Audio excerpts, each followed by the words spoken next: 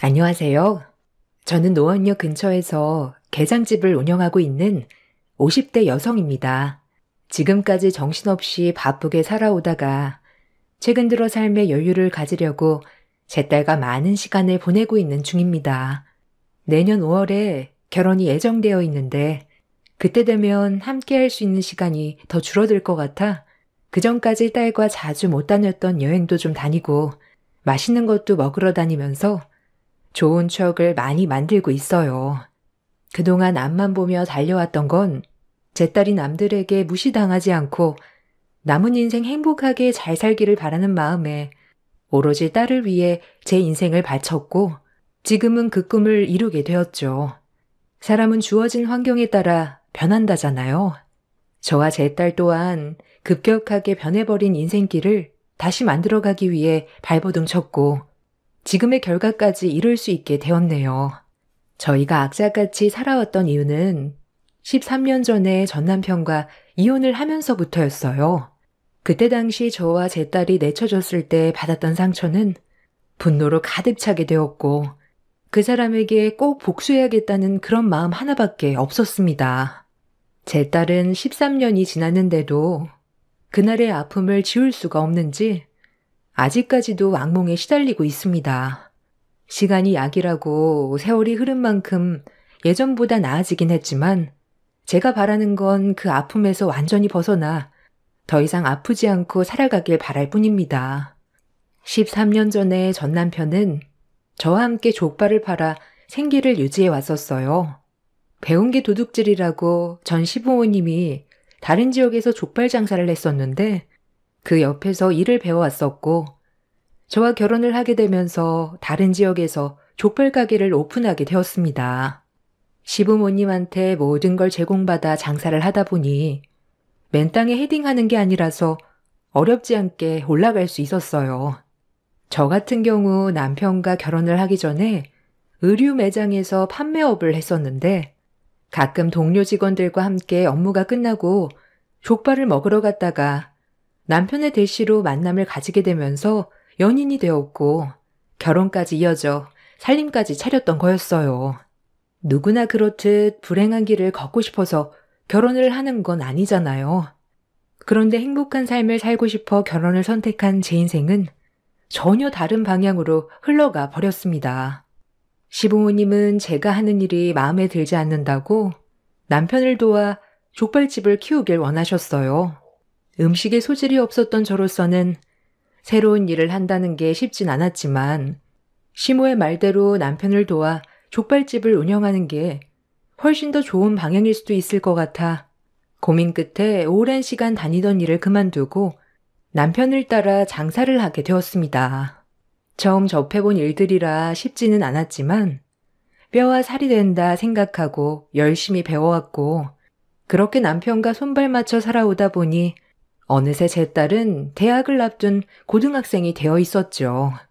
그동안 남편과 함께 결혼 생활을 해오면서 별의별 일들은 다 겪었었는데 그래도 이혼하지 않고 버티려 했던 건 제 딸의 앞날 때문이었어요. 반에서 항상 10등 안에 들었었고 좋은 성적을 거뒀던 제 딸의 미래가 밝아 보여 성인이 될 때까지는 최대한 참고 버티면서 살아왔었어요.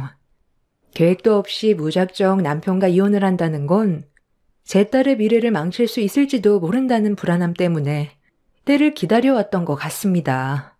남편이 그동안 저를 무시하고 상처가 되는 행동들을 많이 해도 참을만 했었어요. 바람만 아니면 다른 건 다 넘어갈 수가 있었습니다. 바람을 피우는 순간 제 딸에게도 엄청난 상처를 받게 되는 충격적인 일이었기 때문에 남편이 외간 여자만큼은 안 만나길 바라왔었어요. 그런데 어느 날 남편이 배달을 다녀오겠다고 나가더니 한참이 지나도 들어올 생각을 하지 않더라고요. 전화를 해도 받지 않길래 남편이 배달 간 곳을 확인해 보니 딸이 입시 준비로 학원을 다니고 있던 건물에 배달을 갔길래 곧 돌아오겠지 했는데 딸이 학원에서 공부를 마치고 식당으로 들어왔는데도 남편은 오지 않았습니다. 그래서 딸에게 아빠를 봤냐고 물어보니 못 봤다고 하길래 그때부터 기분이 슬슬 안 좋아지기 시작했고 시간을 확인해 보니 배달 나갔던 사람이 어느새 4시간이나 넘게 연락 두절인 상태였어요. 수십 통도 아닌 수백 통의 전화를 걸었죠.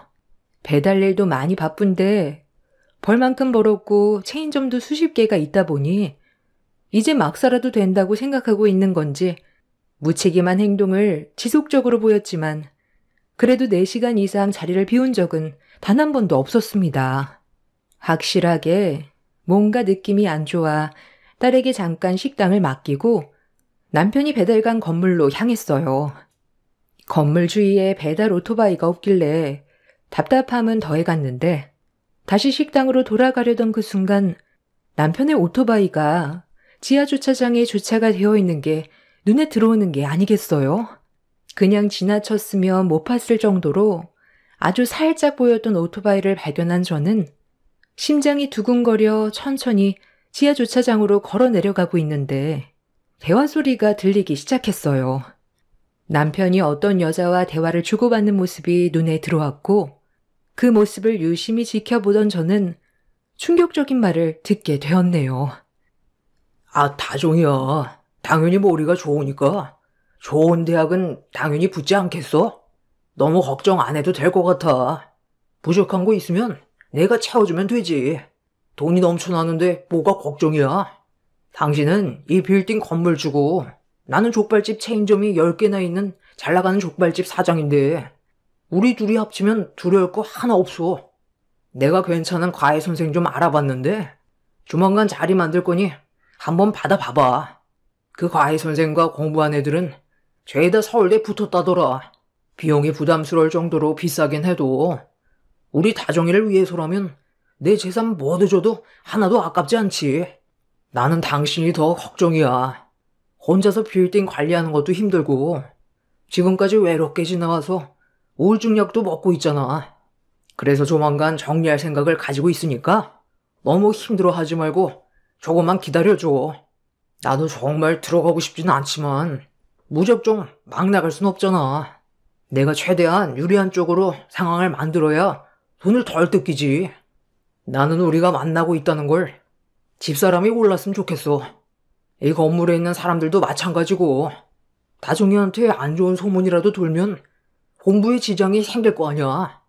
스트레스 받는 일을 줄여줘도 모자란데 더 키웠다가 대학 진학에 문제라도 생기면 어떡해?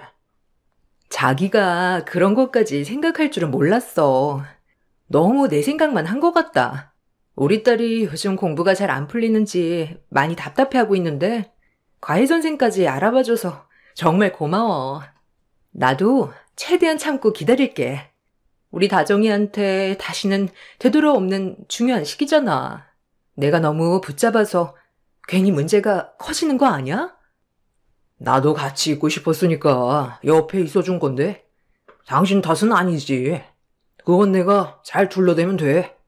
여기 동네에 친구들이 얼마나 많은데. 다정이 집에 들어왔겠다. 어서 들어가봐. 설마 했는데 남편이 저 몰래 정말 바람을 피우게 될 줄은 몰랐어요. 남편은 오토바이에 시동이 걸리고 건물 밖으로 나가려고 하길래 서둘러 밖으로 나와 몸을 숨겼고 남편은 저를 발견하지 못했는지 곧장 식당으로 향했어요. 다른 건 다 참아도 바람만큼은 참을 수 없다고 몇 번이나 얘기했었는데 얼마나 오랜 시간 만났는지 둘이 나눈 대화를 봤을 때 이미 떼어놓을 수 없을 정도로 깊은 관계를 유지하고 있는 듯 보였네요. 너무 충격적인 상황을 겪게 된 저는 마음이 진정이 되지 않아 한참 동안 식당 주위를 맴돌았어요. 남편의 얼굴을 마주하게 되면 분노를 가라앉히지 못할 것 같아 최대한 진정이 될 때까지 밖에서 화를 삭혔습니다. 그렇게 어느 정도 정신이 되돌아왔을 때 식당 안으로 발을 들이자 제 딸은 함께 공부하는 친구들을 초대해 같이 밥을 먹고 있었어요. 남편은 아무렇지도 않은 듯 의자에 앉아 신문을 쳐다보고 있었습니다. 좀 전까지만 해도 다른 여자한테 사랑의 표현을 아낌없이 하던 남편이 제 앞에서 연기하는 모습을 보니 이가 갈리더라고요. 제 딸이 옆에 없었다면 벌써 얼굴에 손을 수십 번도 아닌 수천 번은 올렸을 것 같습니다. 남편은 상간녀와 대화를 나눌 때 따뜻했던 목소리와는 다르게 저에게는 눈도 안 마주치고 술 약속이 잡혀 있다며 일찍 식당 일을 마무리해야 되겠다면서 저에게 식당 정리를 시켰어요.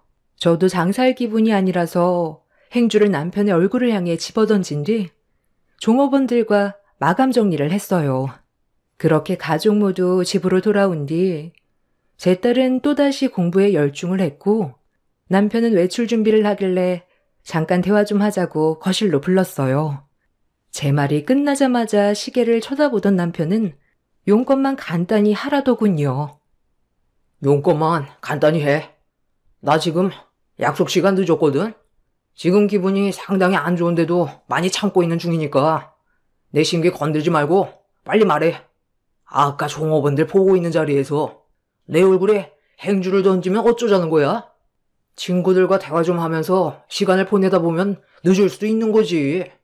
별것도 아닌 일 가지고 그런 행동을 저지르면 종업원들이 나를 뭘로 생각하겠어? 요즘 내가 신경 쓸 일이 여러 가지로 많아서 많이 예민하니까 웬만하면 건들지 않았으면 좋겠네. 당신이 친구들을 만나건 그런 건 상관없거든? 전화는 왜 안 받았어? 요즘 들어 아예 내 전화는 그냥 무시를 하더라. 당신이야말로 지금 상황 파악이 안 돼? 지금 내 감정이 어떤지 잘 알지도 못하면서 당신 입장만 내세우지 말고 지금부터 내가 하는 얘기 잘 들어. 요즘 우리 나연이가 입시 준비하면서 학원에서 배우는 거 말고 따로 가이를 좀 받았으면 좋겠대. 아는 사람이 있으면 나연이랑 연결을 해주면 좋을 것 같은데. 얼마 전에 당신 입에서 가이 선생이 돼 얼핏 들은 것 같아서. 족발 사장이 가해 선생이랑 무슨 연관이 있어서 내가 알겠어. 나는 그런 거 전혀 모르니까 정 붙여주고 싶으면 당신이 직접 알아보면 되겠네. 그런데 지금 학원 다니는 것도 꽤 돈이 많이 들어가는 것 같은데 굳이 과외까지 받아야 돼? 그냥 학원 다니라고 해. 머리 좋은 애들은 학원도 안 다닌다더라. 그래서 알고 있는 가해 선생이 없다는 거야?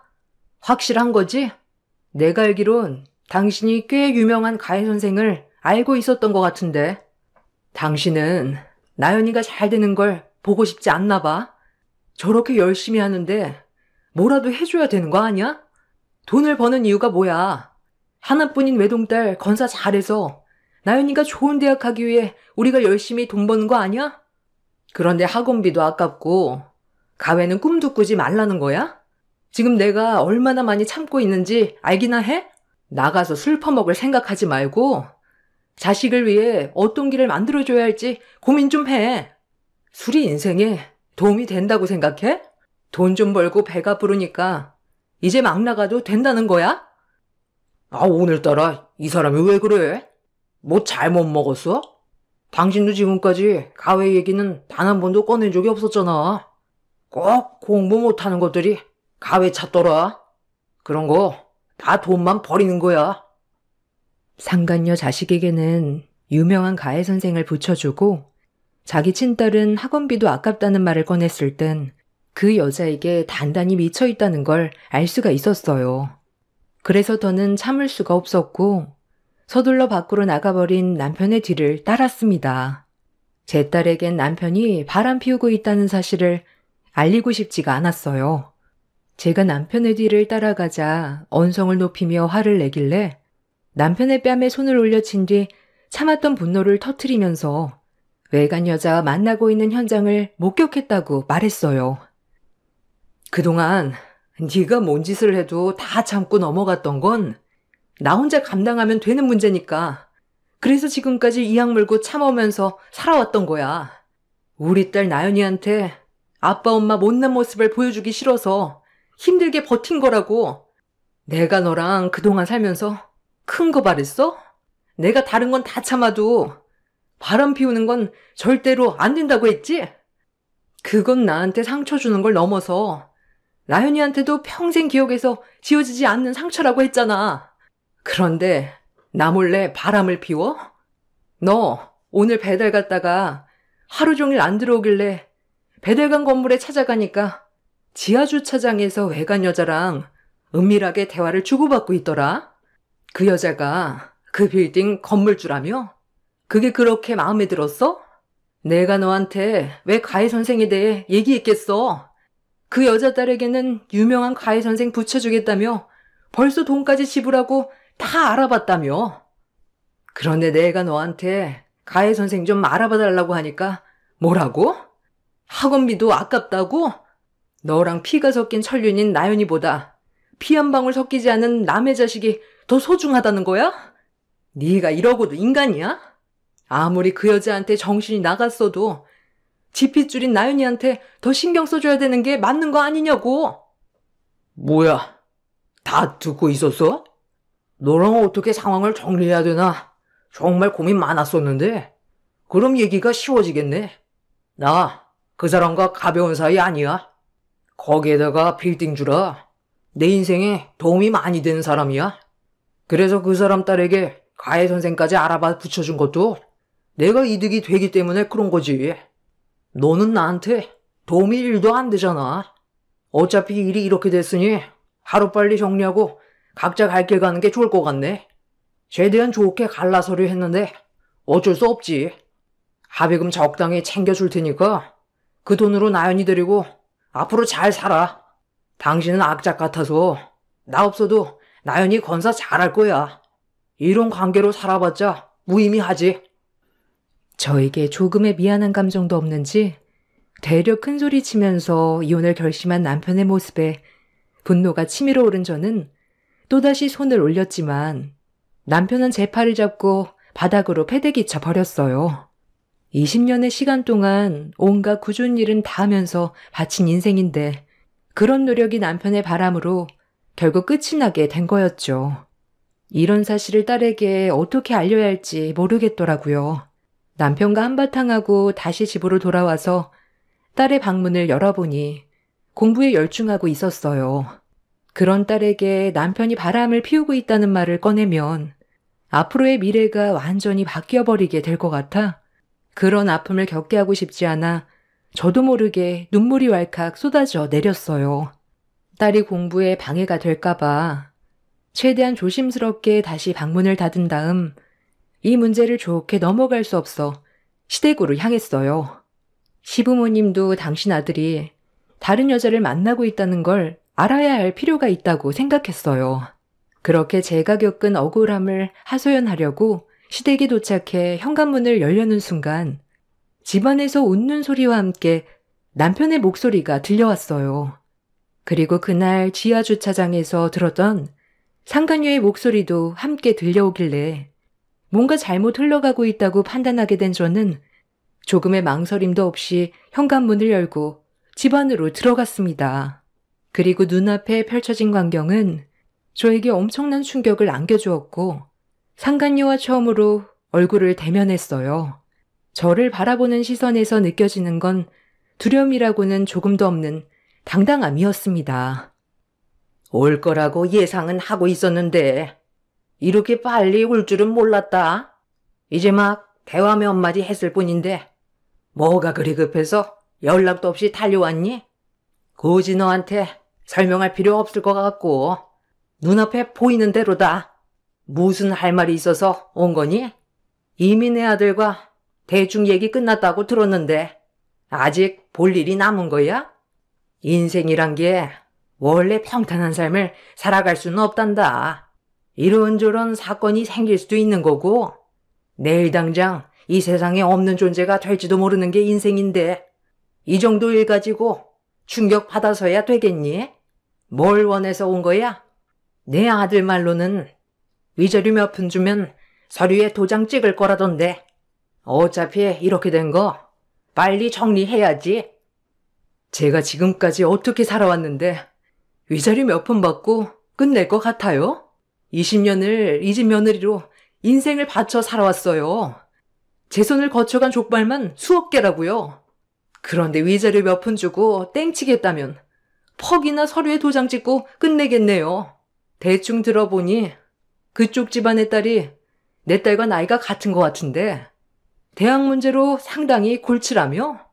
둘이 지금 만나고 있는 것도 모른다면서 대학 입학하고 나서 얘기할 거라는 건 일이 잘 안 풀리고 있다는 거겠지. 가위까지 붙일 정도면 머리가 좋은 편은 아닌가 봐. 내일 당장 니년 딸한테 가서 네가 내 남편 꼬셔서 바람 피우고 있다고 얘기 좀 해줄까? 온 동네방네 떠들어서 고개도 못 들게 하고 다니면 아마 걔 인생도 아작이 나겠지. 나랑 내 딸만 피해볼 순 없잖아. 내가 당하고만 있을 것 같아?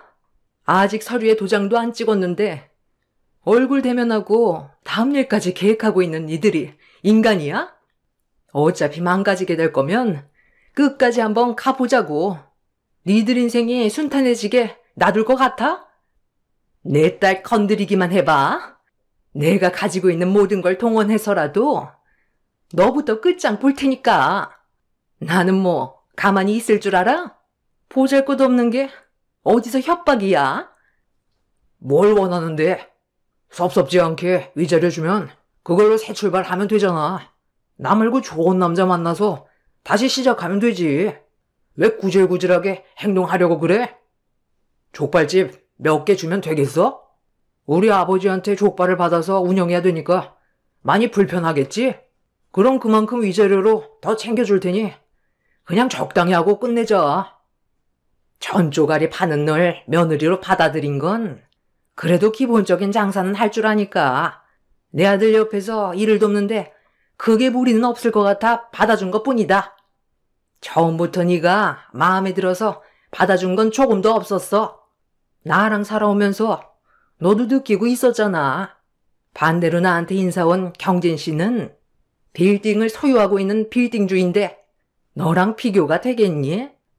그 건물에 우리 족발집 하나 더 오픈할 수 있고 앞으로 우리 가족이 살아가는데 좋은 조건들이 너무 많은데 굴러 들어온 금덩이를 흘려보낼 수야 없지. 저는 이미 한 번의 이혼 경험이 있는데요.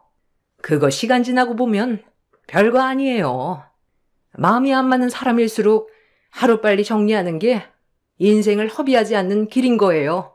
그쪽이 우리 자기랑 맞지 않아서 이런 일이 생긴 건데 시간 끌어봤자 서로에게 이득되는 부분도 없는데 그냥 좋게 끝내요. 저는 두 연놈들과 저를 노려보고 있는 시부모를 용서할 수가 없었어요. 정신 나간 여자처럼 행동하면서 온 집안을 초토화시켜 버렸습니다. 이성을 잃어버린 모습에 당황한 그들은 저를 피해 다녔고 상간녀가 남편한테 저를 말려보라며 두려워하자 저에게 그만 난리치라며 소리를 지르더니 제 얼굴에 손을 올리더라고요. 저 또한 남편의 얼굴에 조금의 망설임도 없이 손을 올렸습니다. 여자가 한을 품으면 온유월에도 서리가 내린다잖아요. 제가 그때 그 인간들을 이 세상에서 빛도 못 보게 만들려고 작정을 했는지 거침없는 행동을 보였고 눈이 돌아버린 저에게 두려움을 느끼곤 저에게 더 이상 접근하지 못했어요. 건들면 자신들이 잘못될 수도 있다는 걸 느끼고 있었던 거였죠. 상간녀는 그런 저를 피해 도망을 치려 하길래 그 뒤를 바짝 쫓아 머리채를 잡은 뒤 바닥으로 내리꽂아 버렸어요. 그리고 더러워서 이혼해주겠다고 위자료나 준비하라고 동네가 떠나갈 정도로 소리를 지른 뒤 집 밖으로 비틀거리며 나왔습니다. 너덜너덜해진 상태가 되어버린 저는 그 자리에 주저앉아 눈물을 쏟아낸 뒤 목욕탕으로 향했어요. 그대로 집에 들어가면 제 딸이 놀랄까봐 헝클어진 머리와 붉어진 눈을 보여주고 싶지가 않아 목욕탕에서 씻고 나온 모습으로 집으로 들어갔습니다. 곧 제 딸도 알게 되겠지만 아무것도 모르는 딸에게 마음의 준비도 없이 충격을 받게 하고 싶지 않아 이혼 서류에 도장을 찍었을 때 그때 얘기하려고 했어요. 그리고 딸 앞에서 눈물을 보이고 싶지도 않았습니다. 공부하는 것만도 힘들고 벅찬데 이런 문제로 딸에게 걱정을 안겨주고 싶지가 않았어요. 그렇게 아무렇지도 않은 듯 다음날 평소처럼 행동하면서 식당에 나와 장사를 했고 남편이 밖에서 기다리고 있길래 그 뒤를 따라 법원으로 향했습니다. 그렇게 이혼 서류에 도장을 찍고 저희는 남이 될 준비를 하게 되었죠. 마음 같아선 소송으로 가고 싶었지만 제 딸이 중요한 시기인 만큼 조용하게 처리하고 싶었어요. 그래서 상간녀한테도 위자료만 받기로 결정을 내렸습니다. 그렇게 법원에서 헤어진 뒤 딸이 학원에서 끝날 시간이 된 것 같아 같이 저녁이나 먹으려고 학원으로 향하던 도중에 충격적인 광경이 눈에 들어왔고 저는 너무 놀라 택시에서 내리자마자 발을 동동 굴렀습니다. 상간녀의 빌딩이 화재로 불이 나고 있었고 사람들이 건물 안에서 급하게 대피를 하고 있었어요. 그리고 때마침 소방대원들이 도착해 화재가 난 건물 안으로 진입을 하려는데 바로 그때 건물 안에서 얼굴이 검게 그을러진 상태로 제 딸을 안고 나오는 남편과 마주치게 되었습니다. 안도의 한숨도 잠시. 그런데 남편 품에 안겨있던 학생을 유심히 보니 제 딸이 아닌 다른 여학생이 아니겠어요? 그리곤 뒤이어 상간녀가 울면서 뛰어오더니 남편 품에 안겨있던 여학생을 끌어안으면서 어디 다친 곳은 없냐고 몸을 살펴주고 있었어요. 저는 남편한테 다가가 같은 건물 안에 있던 나연이는 어떻게 됐냐고 물어보는 순간 남편 입에서 걘 내 인생에 1도 보탬이 안 될 애라며 앱이라는 놈이 그냥 두고 나왔다는 충격적인 말을 뱉었습니다. 그 말을 듣자마자 저는 화재가 난 건물 안으로 뛰어들었고 그런 저를 소방대원들이 들어가지 못하게 막아섰어요. 무턱대고 들어가면 화재 연기로 인해 저까지 위험해진다며 소방대원을 믿고 구조가 될 때까지 기다리라는 말에 땅을 치며 오열을 했고 남편이 상간녀의 딸을 걱정하는 모습이 눈에 들어오는 순간 남편의 멱살을 잡고 난리를 쳤어요. 제 딸에게 문제가 생기면 그땐 절대로 가만두지 않겠다고 온갖 욕을 퍼부어 댔습니다. 저는 제 딸이 제발 무사히 살아 돌아오길 간절히 바랬어요. 아무 일 없이 살아 돌아오는 것 말곤 바라는 건 아무것도 없었습니다. 그렇게 화재가 난 건물을 하염없이 바라보며 눈물을 흘리고 있던 그때 소방대원이 사람들을 구조해 오기 시작했고 한 소방대원의 품에 제 딸이 정신을 잃은 채 안겨 있었습니다. 급하게 달려가 상태를 확인해 보려고 했는데 서둘러 응급실로 가봐야 할 것 같다면서 구급차에 올려 태웠고 저도 그 뒤를 따랐어요. 그렇게 병원에 도착한 뒤 딸의 검사가 시작이 되었는데 천만다행히도 몸에는 큰 문제는 없었습니다. 몇 시간 뒤 정신을 차린 딸을 보자마자 눈물을 쏟아낸 저는 괜찮냐고 물어봤는데 딸의 입에서 나온 한마디에 엄청난 충격을 받아 온몸이 떨려왔어요. 화재 당시 남편이 학원으로 달려들어왔는데 제 딸과 상간녀의 딸 앞에서 조금의 고민도 하지 않고 상간녀의 딸을 안고 밖으로 뛰쳐나갔다는 말을 꺼냈습니다. 제 딸은 그 학생이 상간녀의 딸인지 모르고 있는지 그 학생이 누구길래 친딸을 버리고 갈 정도였냐며 눈물을 쏟아내었어요. 저는 딸에게 더 이상 숨길 수 없어 그동안 제가 겪어왔던 모든 걸 털어놨어요. 그리고 그 말을 듣게 된 제 딸도 많은 충격을 받았는지 아빠에게 많은 상처가 분노로 변해 절대로 용서하고 싶지 않다면서 제 품에 안겨 쉬지 않고 눈물을 쏟아내었네요. 저는 그런 딸에게 그 인간들 보란듯이 잘 사는 게 복수라고 했어요. 제 딸은 그동안 제가 마음고생이 심했을 것 같다면서 자기 자신도 힘들 텐데 저를 위로해 주었습니다. 그리고 무언가를 결심한 것 같은 얼굴을 하고 있더라고요. 그렇게 저희 모녀는 그들에게 받은 상처를 안고 그곳을 떠났습니다. 저와 제 딸은 오로지 성공을 위해 앞만 보고 달렸고 그렇게 힘든 시간들을 이겨내고 잠시 숨을 고르니 벌써 13년이 흘러버렸습니다. 저는 지긋지긋한 족발집을 이어가지 않고 게장집을 차렸어요. 족발이 느끼한 감이 있어 반찬으로 게장도 같이 나갔었는데 매번 오시는 손님들이 제 게장이 맛있다면서 따로 식당을 차려도 될 정도라고 만족해 하셨습니다. 게장만 먹으려고 오시는 분들이 계실 정도였으니까요. 그렇게 시작하게 된 게장집은 생각 이상으로 잘 되었고 체인점까지 낼 정도로 빠른 성장을 이루었습니다.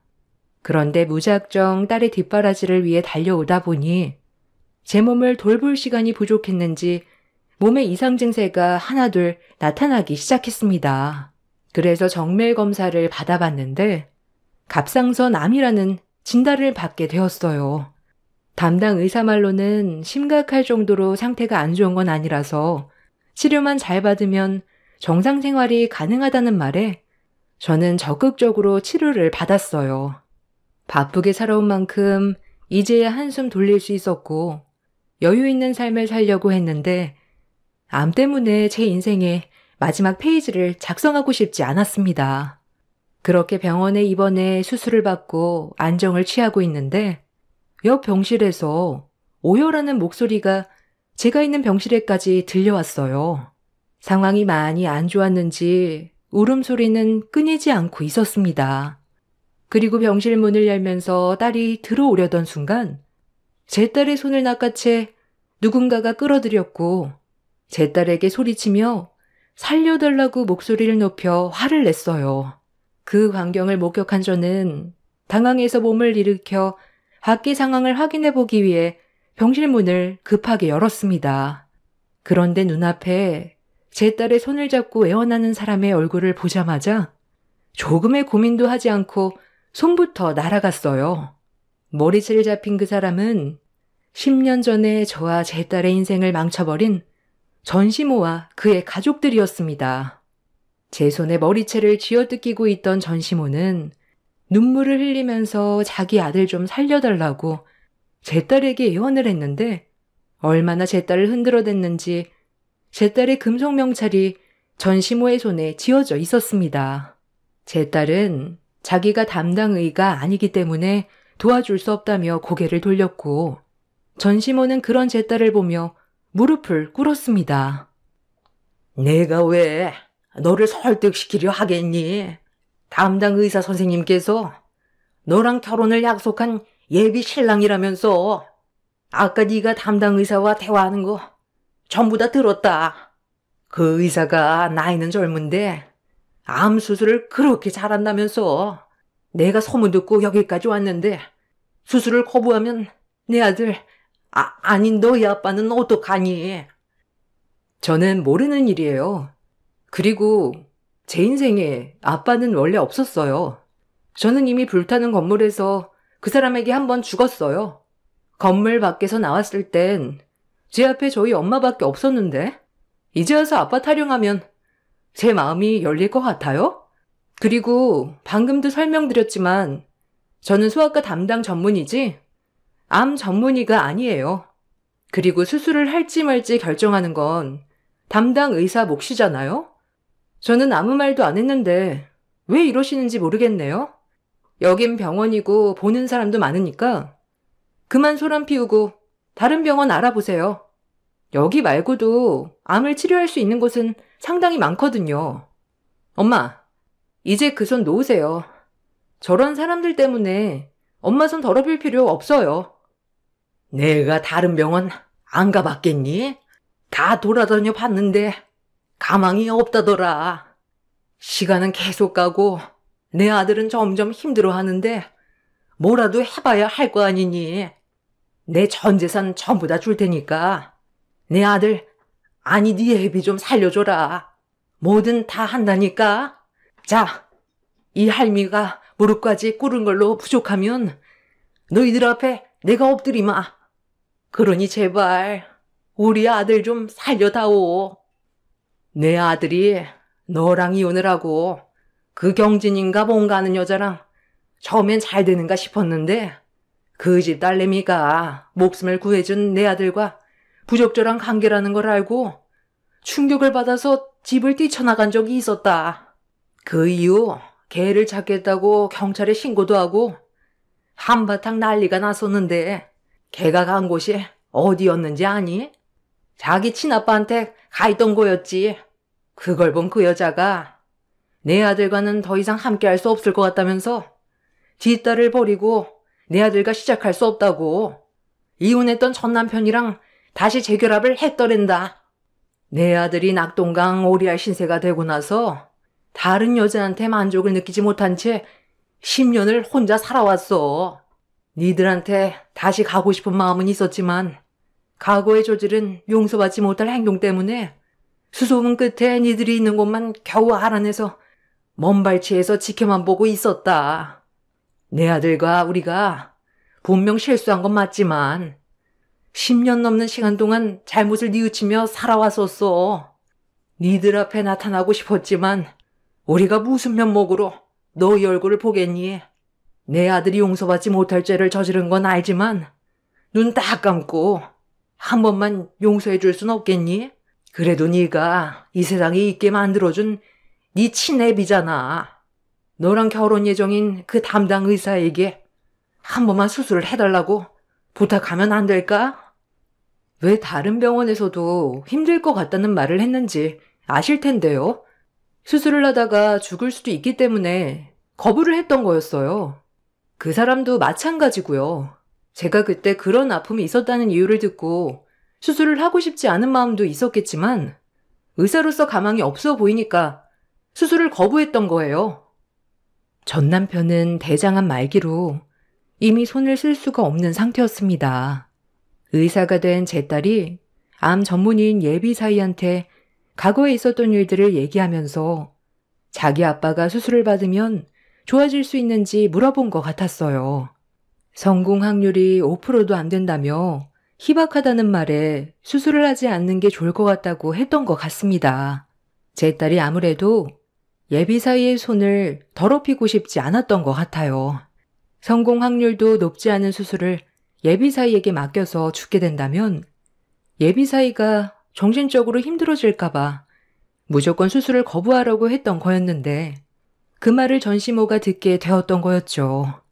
예비 사이가 암 수술 성공률이 높다는 게 소문이 많이 퍼져서 예약 환자도 상당히 많이 잡혀 있는 걸로 알고 있습니다. 그런데 전시모는 제 딸을 이용해 우선적으로 자기 아들의 수술을 잡길 원하고 있었어요. 그것부터가 잘못된 행동인데 무릎 꿇고 손이 발이 되도록 빌고 있다는 것도 가식처럼 비치고 있었네요. 제 딸은 계속 매달리는 전시모 때문에 화가 많이 났는지 병실 문을 열고 자기 아빠의 얼굴을 대면했어요. 그리고 딱 한마디 한 뒤 병실 문을 닫고 나왔습니다. 살 날이 얼마 남지도 않았는데 명을 재촉하기보단 남은 명절 부여잡고 최대한 고통스럽게 버티면서 저와 딸에게 했던 과거의 행동에 대해 숨이 멎을 때까지 뉘우치다가 눈을 감으라며 평생 용서할 수 없다고 했어요. 학원에서 불이 났을 때 건물 안으로 들어온 자기 아빠를 보고 손을 뻗었지만 옆에 있던 상간녀의 딸을 안고 조금의 망설임도 없이 화재로 뒤덮인 불길을 빠져나간 걸 평생 잊지 못한다면서 가망 없는 수술로 예비 신랑이 손을 더럽히고 싶지 않다고 소리를 지른 뒤 병실 문을 닫아 버렸습니다. 전시모는 자기를 낳아준 아빠한테 어떻게 그럴 수 있냐고 울면서 매달렸지만 강하게 뿌리친 뒤 뒤돌아섰고 그렇게 전 남편은 저희 모녀에게 과거의 행동에 대해 미안했다며 눈물을 보이곤 수술을 받지 못한 채 다른 병원으로 옮겨지게 되었습니다. 제 딸에게 많이 힘들지 않냐고 물어봤는데 화재가 났을 때 자기를 버리고 갔던 아빠의 뒷모습을 아직까지 잊지 못한다면서 후회는 없을 거라며 더 이상 아무 말도 하지 않았어요. 그리고 그날이 있고 얼마 뒤 전 남편이 세상을 떠나게 됐다는 소식을 접하게 되었습니다. 한 번뿐인 사람 인생, 본인이 하고 싶은 대로 막 살다가 떠난 전 남편이 떠났는데도 저는 아무런 감정에 동요도 안 생기더군요. 그만큼 저와 제 딸이 받은 상처는 말도 못했고 지금도 그때의 기억이 문득 떠오를 때면 이가 바득바득 갈리니까요. 하지만 지금은 그 사람이 떠난 뒤 오히려 속이 더 편합니다. 저와 딸을 버린 그 끝이 결국 죽음이었으니까요. 저도 힘든 시간을 보내온 만큼 갑상선암 수술 이후 몸이 예전 같진 않지만 그래도 딸과 함께 있는 지금의 시간이 너무 소중하고 행복합니다. 이제는 저도 삶의 여유를 가지고 살아가려고요. 딸이 결혼하는 모습도 봐야 하고 이쁜 손주도 안아보고 싶습니다. 제 긴 사연을 들어주신 여러분들께서도 인생을 살면서 어떠한 결정을 내리는 순간이 올 때는 신중하시고 가정을 꾸리신 분들은 가족을 위해서 모든 걸 결정하시길 바랍니다. 후회 없는 삶들을 사시고 여러분들의 마지막 페이지는 해피엔딩으로 마무리하셨으면 좋겠네요. 감사합니다. 안녕하세요. 돌쟁이 아이를 키우고 있는 30대 주부입니다. 엄마가 된 지 저도 1년이 되었네요. 그동안 정말 초보 엄마라 고민도 많았고 걱정도 많았는데 무사히 아이가 돌이 지났다는 것에 감사하고 있답니다. 부모가 되고 나니 전보다 생각의 깊이가 깊어진 것 같아요. 전에는 전혀 생각하지도 않았던 것들을 생각하게 되고 감사하게 되는 것 같습니다. 사실 아이를 낳기 전까지 참 우여곡절이 많았는데 그 얘기를 여러분들과 한번 나눠보려고요. 남편은 시골 촌구석에서 도시까지 혼자 힘으로 올라온 대단한 남자랍니다. 전교생이 몇 명 없는 시골 촌학교에서 시내 고등학교로 진학을 했고 서울 지역 대학까지 나왔어요. 거기다가 누나가 셋이라 처음에는 집에서 애지중지하는 아들인 줄 알았는데 생각보다 연애를 할 때 남편이 시댁 얘기를 잘 안 하더라고요. 부모님이며 누나들 얘기까지 별다른 말도 없었고 그렇다고 남편에게도 연락이 자주 오진 않았던 것 같아요. 결혼을 할 때도 마찬가지로 시댁 식구들은 자기 집만한 곳 없다며 우리들만 잘 살면 된다고 말을 하셨죠. 올케, 우리 집이 시골이라서 깜짝 놀랐지? 아마 누나도 셋이고 아들 하나 있으니까 엄청 아들 귀한 집이라고 생각을 했을 텐데 전혀 그런 거 걱정 안 해도 돼. 우리 집 그런 쾌쾌 묵은 고지식한 옛 생각 가지고 있는 집 아니니까. 올케 현욱이가 잘 못하면 나한테 말해. 제가 어릴 적부터 무뚝뚝하고 생각을 말 안 해가지고 우리도 답답할 때가 많아. 그럴 때 나한테 말하면 내가 혼쭐을 내줄게. 맞아. 올케 걱정할 거 하나도 없어. 우리 집은 엄청 쿨한 집안이야. 엄마 아빠도 농사 지으시느라고 바쁘고 본인들 살 길 찾느라 바쁘셔. 오죽하면 명절에도 다들 정신없다고 오지 말라고 하시겠어. 아들 하나 있다고 해서 모든 집이 아들 우쭈쭈 하는 건 아니니까 걱정하지 마. 그리고 요즘 세상에 아들 하는 집안이 어디 있겠어. 안 그래? 그래, 올케는 시집 잘 오는 거라니까. 원래 우리 집 누나 셋에 시골 촌집이라고 해서 분위기도 개판일 거란 말도 많은데 전혀 안 그래. 우리 신랑도 결혼하고 나서 우리 집 왜 이렇게 쿨하냐고 할 정도라니까. 집안 행사도 많지 않고 대신 엄마가 촌사람이라서 좀 정이 많아. 이것저것 퍼주는 거 좋아해서 아마 채소나 과일 이런 건 올케 돈으로 사 먹을 일은 없을 거야. 그런 것만 잘 받아주면 우리 집은 뭐 크게 불편한 건 없지 뭐. 실제로 결혼을 해보니 시댁 식구들은 다 일을 하고 있어서 항상 바빴어요. 신우들도 다 결혼을 해서 본인 가정 챙기느라 바빴고 시부모님도 농사를 지으시니 바쁘셔서 신혼집에 불시에 오시거나 연락을 계속 하시는 일은 없었죠.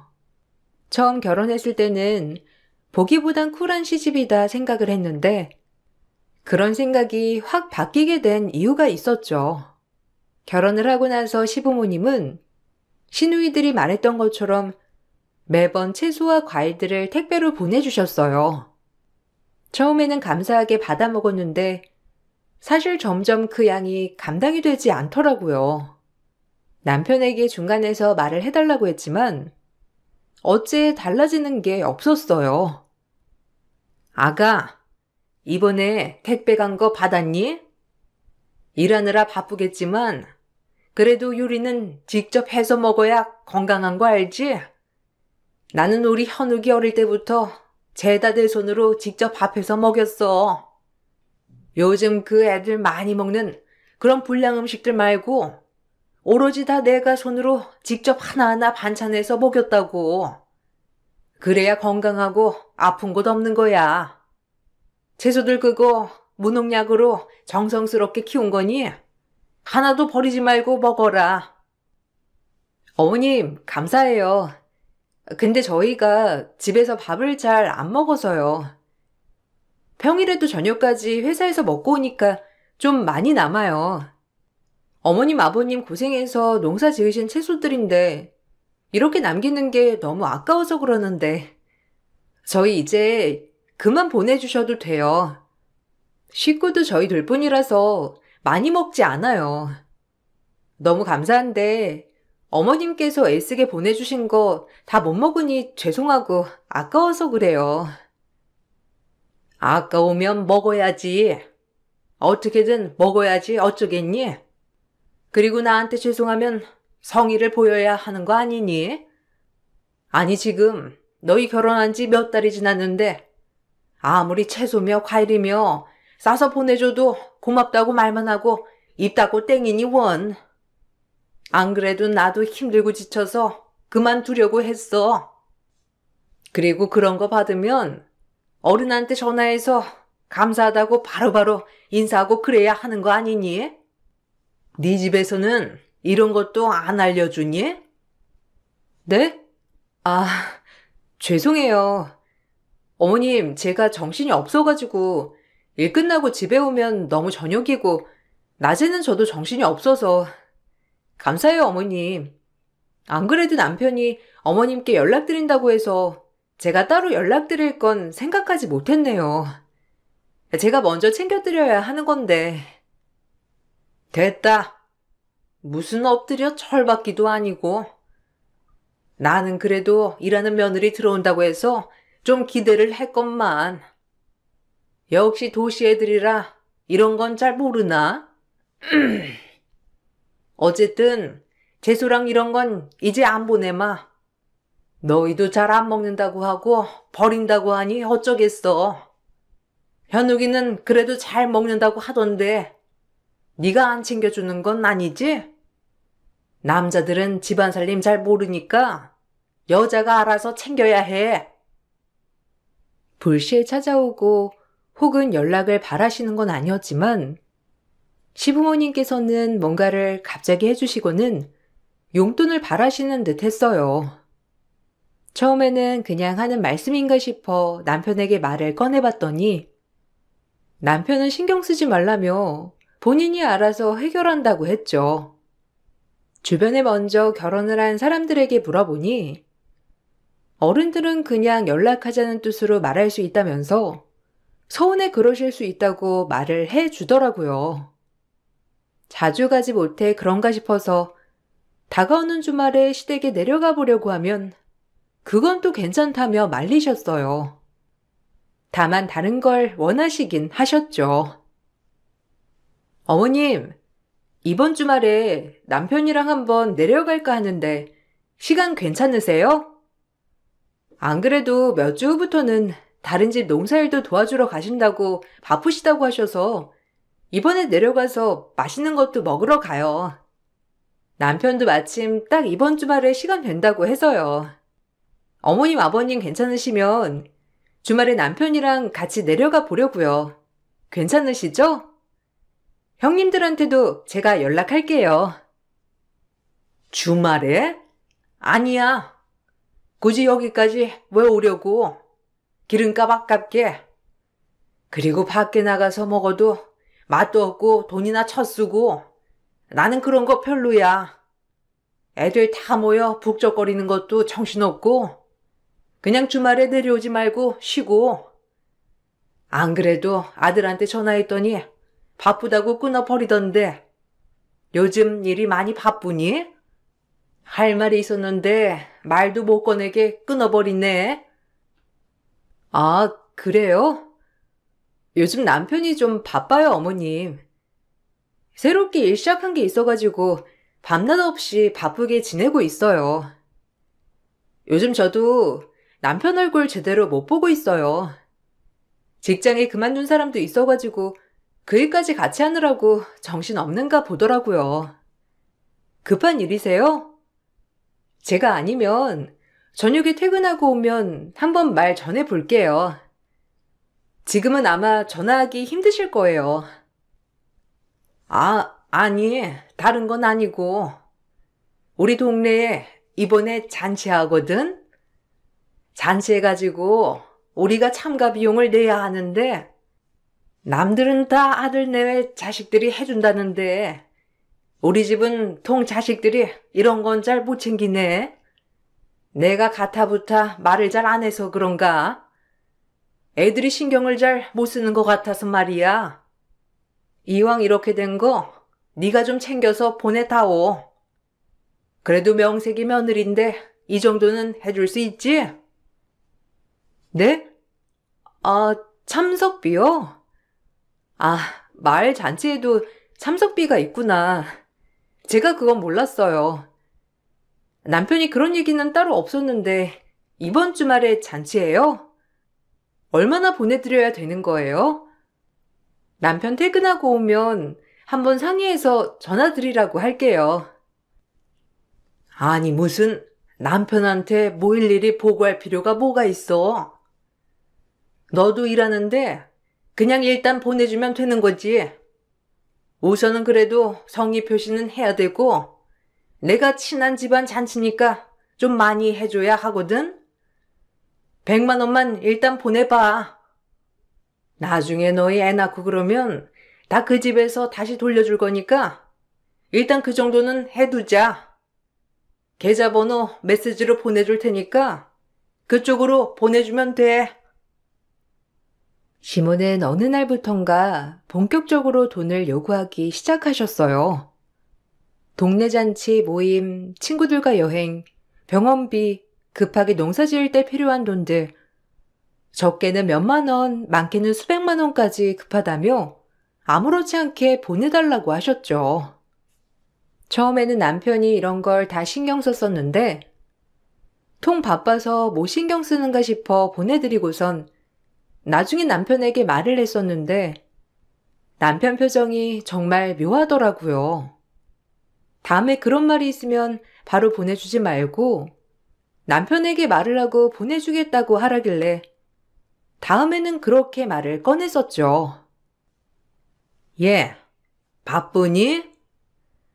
너희 저번에 무슨 저금 넣는다고 한 거 있지? 그거 좀 잠깐 나한테 빌려줄 수 있니? 아니, 옆집 지영이네 알지? 엄마랑 친한 아줌마네. 거기 아들이 암에 걸려가지고 급하게 수술비가 필요하대.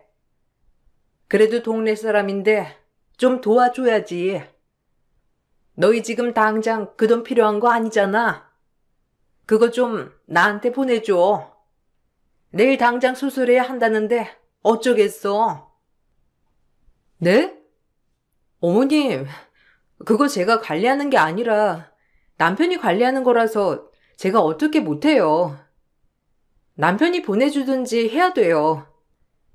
어머님이 전화 한번 해보시겠어요?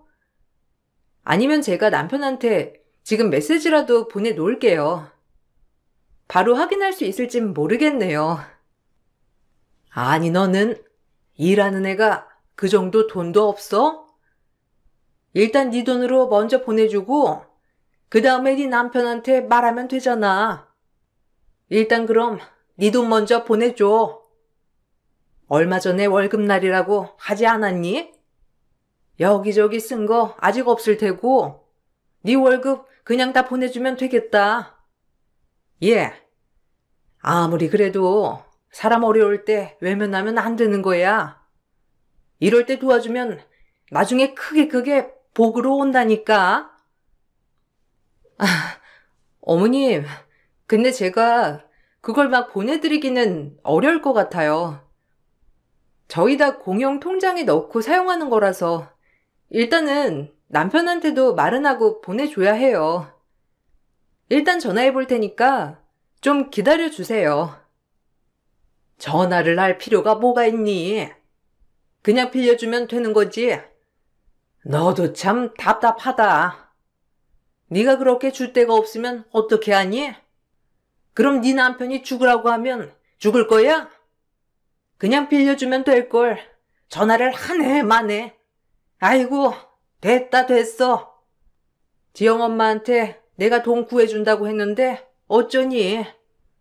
너 때문에 내가 쌩 거짓말쟁이가 됐잖아. 마치 저희 월급이며 모은 돈들을 자신들의 돈으로 생각하는 듯 했어요. 그러다가 저희 친정엄마가 갑자기 몸이 안 좋으셔서 쓰러지셨고 병원에 급하게 입원을 하게 되었는데 마침 시모가 연락이 오셨더라고요. 엄마가 쓰러져 병원에 와 계시다고 했더니 처음에는 걱정을 해주는 듯 하더니만 갑자기 병원비 얘기로 말을 돌리시더라고요. 엄마, 몸은 좀 어떠시니? 그래도 입원하면 괜찮아지신다니까 다행이네. 얼마나 입원해 계셔야 한다니? 검사는 다 받아보신 거야? 이제는 나이가 있으시니까 건강도 좀 챙기고 하셔야지. 우리야 내내 밖에서 농사 지으면서 사니까 따로 운동 같은 거 안 해도 튼튼하지만 너희 엄마는 평생 집안일만 하셔서 몸이 건강하시질 않으시잖아. 밖에서 좀 일도 하시고 그러면 좋으시련만.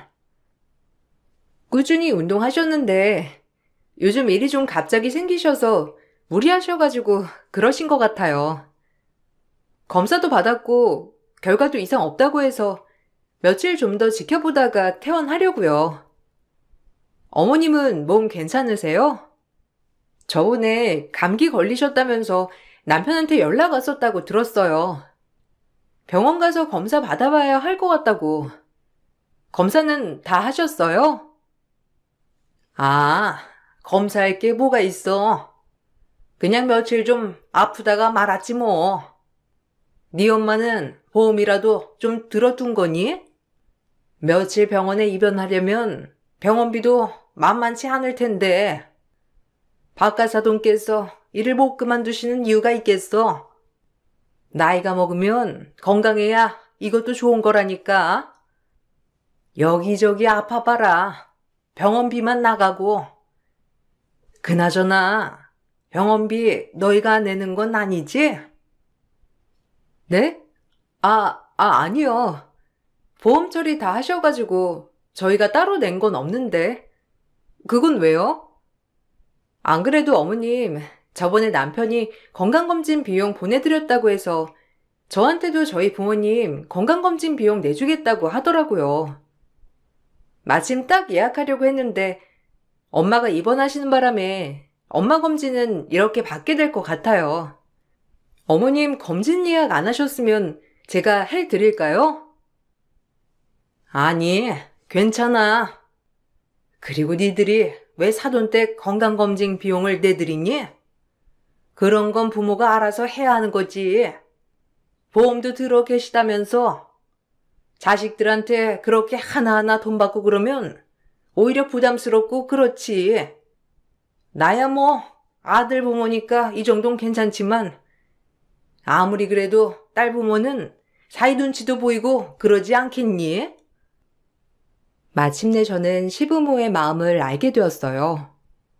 바로 자신들은 아들 부모이기 때문에 당연히 아들네가 용돈이며 각종 비용을 책임지는 건 당연한 거지만 딸 부모는 그래선 안 된다는 생각이셨던 거죠.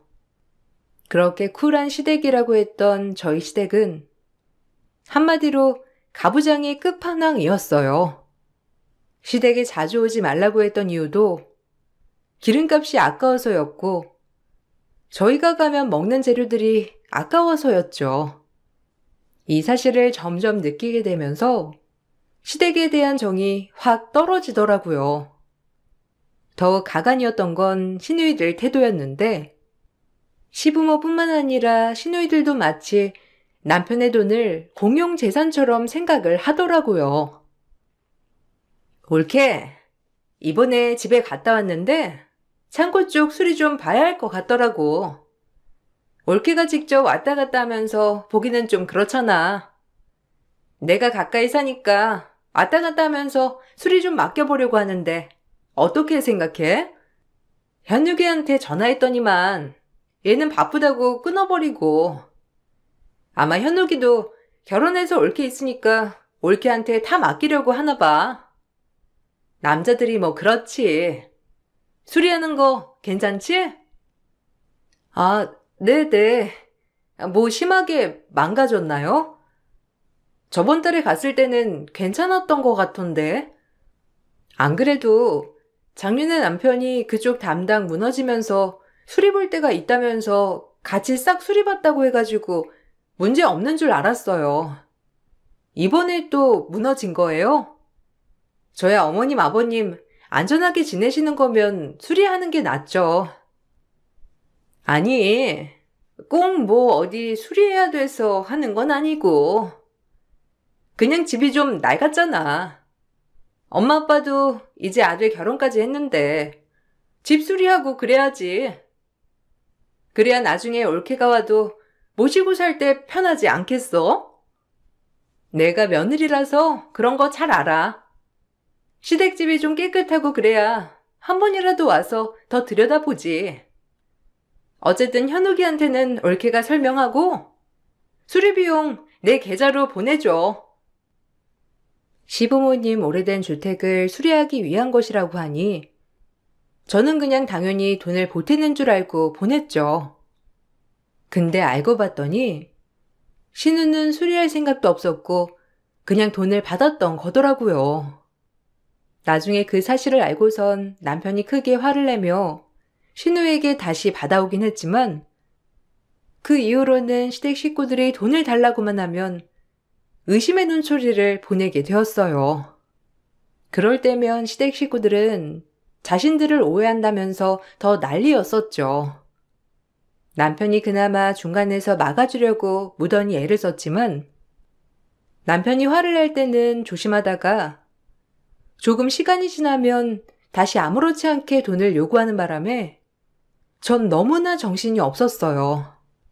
그래도 남편은 저에게 다른 어떤 사람들보다 잘해줬기 때문에 남편만 보며 꾹꾹 참았어요. 제가 임신을 했을 때에도 남편은 무엇보다 제 몸 건강을 가장 걱정해줬는데 시댁 식구들은 제 몸이 아닌 다른 걸 걱정하더라고요. 입덧은 좀 어떠니? 원래 입덧을 해야 애가 건강하고 똑똑하다더라. 너 입덧 한다고 병원 가서 약 받고 오거나 주사 맞고 오는 거 아니지? 그런 거 맞으면 애 몸에도 별로 좋지 않아. 사람이 자연스러운 게 좋은 거지. 억지로 막는다고 해서 좋은 거 아니야. 알지? 입덧 심해도 그냥 먹으면 다 괜찮아져. 임신하면 입덧 하는 게 맞는 거지. 유난 떨면서 지낼 필요 없단 말이야. 네, 근데 저도 참고 싶은데 참아지지 않아요. 벌써 일주일 만에 5kg나 빠져서 병원에서는 입원했으면 좋겠다고 할 정도라서요. 어머님, 제가 전화통화를 길게 못할 것 같아요. 머리가 어지러워가지고. 하여튼 억지로 약 먹고 그러면 몸에 안 좋으니까 조심하고. 네가 힘들다고 안 먹어버리면 아이가 더 힘든 거야. 너는 이제 엄마니까 네 몸보다는 아이 생각을 해야 맞는 거고. 그리고 임신했다고 너무 네 남편 부려먹지 말고. 나는 그런 거 딱 질색이더라. 아기용품은 아직 안 샀지? 내가 보니까 우리 딸들도 아기용품 이것저것 사둬도 다 쓰지도 않더라. 우리 딸들 애 낳을 때 쓰던 거 있거든?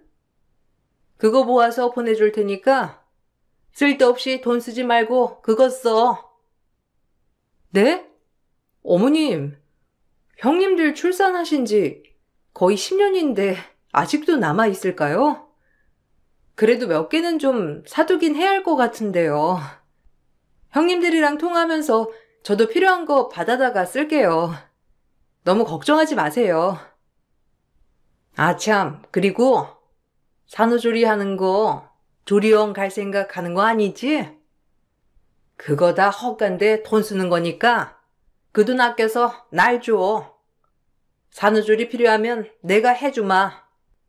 나는 옛날에 애들 낳고 일주일 만에 밭갈러 나갔어. 그런 나도 지금까지 아픈 곳 없이 쌩쌩한데 너는 더 건강하지. 좋은 세상에 태어나가지고. 쓸데없는데 돈 쓰지 말고 그 돈 쓰려고들랑 날 줘. 알았지? 시부모님은 혹여라도 아이 임신하며 이것저것 돈을 쓸까봐 매번 전화하셔서 물어보셨죠. 남편에게는 말도 꺼내지 못하시면서 매번 저에게만 전화를 하시고서는 애기용품을 뭘 샀는지, 산후조리원은 예약을 했는지, 자연분만을 할 것인지, 모유 수유를 할 것인지 하나부터 열까지 다 물어보셨어요. 임신을 하고 나서 시댁 식구들의 관심이 더 커졌지만 다행히 남편은 더 전적으로 제 편이 되어 주었어요. 그렇게 말리던 산후조리원도 예약을 해주고 임신한 저 힘들까봐 가사 도우미까지 알아서 불러주곤 했죠. 남편만 본다면 가정을 위해 헌신하는 좋은 사람이었지만 시댁 식구들까지 생각을 하면 머리가 아파 미칠 지경이었어요. 어느 날은 시키지도 않은 택배가 문 앞에 산더미처럼 쌓여 있었는데 발신인은 시모였습니다. 어머님, 퇴근하고 이제야 봤는데 어머님 저한테 택배 보내셨어요? 이게 다 뭐예요? 열어보니까 애기 용품이던데 저 쓰라고 보내주신 거죠? 근데 여기저기 곰팡이도 있고 옷은 찢기고 오염된 것도 있어가지고 좀 정리를 해야 할 것 같아요. 이거 형님들 쓰시던 거예요? 아, 잘 도착했니? 그거 네 형님들 애 낳을 때 쓰던 것들이야. 안 버리고 잘 모아놨지? 예.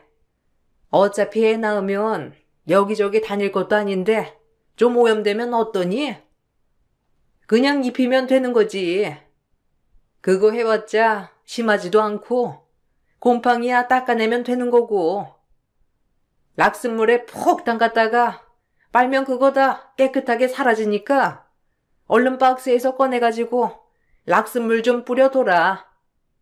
그리고 그거 애들 살 때 비싼 돈 주고 산 거거든? 그래도 아무리 가족이라도 공짜로 얻어다 쓰면 아이한테 복 안 가는 거 알지? 네 형님들한테 감사하다고 성의 표시는 해야 되니까 집집마다 50만 원씩 보내자. 네? 제가 내일이면 휴직이기도 하고요. 출산 준비도 해야 하고 앞으로 들어갈 비용도 생각을 해야 해서 50만 원씩 각 집에 보내는 건 좀 무리일 것 같아요. 남편한테 말해야 하는데 어머님도 아시다시피 남편도 별로 좋아하지 않잖아요. 그래도 어머님이랑 형님들께서 애쓰게 보내주신 건데 제가 남편한테는 잘 말해볼게요. 잘 말해보는 게 뭐가 있니? 그냥 50만 원씩 보내. 그거 너 다 사려고 하면 50만 원으로는 택도 없는 거 모르지? 네가 아직 뭘 몰라서 그런 거지. 아무리 10년 지난 거라고 해도 육아용품은 또 건강하게 태어난 내 기운도 있고 그래서 중고로 많이 쓰는 거야. 그리고 현욱이한테 말해서 뭐 하려고 그래? 바깥일 하는 애가 집안일까지 신경을 써야 되겠니? 현명하게 생각하자, 은주야. 어느 순간부터 남편에게 말하겠다고 하면 시댁 식구들은 바깥일하는 남편을 집안일까지 신경 쓰게 한다면서 저를 나무라셨죠. 상의도 없이 무조건 물건을 보내놓곤 돈을 요구하니 정말 미치고 팔짝 뛸 노릇이었어요. 참다 이건 아니다 싶을 때면 남편에게 말을 했는데 남편이 아무리 난리를 쳐도 시댁 식구들은 꿈쩍도 안 하더라고요. 그렇게 결혼한 지 1년이 지날 때까지 전 사랑하는 남편과 지긋지긋한 시댁 식구들 사이에서 스트레스를 받고 있었어요. 그러던 중 남편이 결국 빵 터지게 된 사건이 발생했습니다. 한동안 어떻게든 저에게 돈을 받아보려고 안달이셨던 시모가 결국 집까지 찾아왔던 거죠. 만삭이라 출산일만 기다리고 있었던 집에 갑작스럽게 시모는 김치통을 가지고 나타나셨어요. 어머, 어머님, 이게 뭐예요? 연락이라도 하시지. 버스 타고 여기까지 오신 거예요? 아이고, 김치는 다 뭐예요? 어머님, 저번에 저희 김치 받았다고 말씀드렸잖아요. 어머님도 이번에는 김치 안 하신다고 하셨잖아요. 제가 그래서 친정에서 담근 김치도 보내드렸는데 아직 김치 안 받으셨어요? 받았다. 안 그래도 내가 그것 때문에 너무 화딱지 나가지고 네 친정에 10만 원 김치값이라고 드렸니? 내가 그거 듣고 나서는 얼마나 열불이 터지던지 내가 화가 나가지고 이렇게 김치 담가왔어. 이거 유기농 김치 10포기니까 봉사료 1,000만 원 당장 나한테 보내. 어떻게 하늘 같은 시댁은 무시하고 친정에서 김치 받아오면서 돈 줄 생각을 하니? 너 무사히 애 안 낳고 싶냐? 네? 지금 그게 무슨 소리를 하시는 거예요? 제가 어머님한테도 말씀드렸잖아요.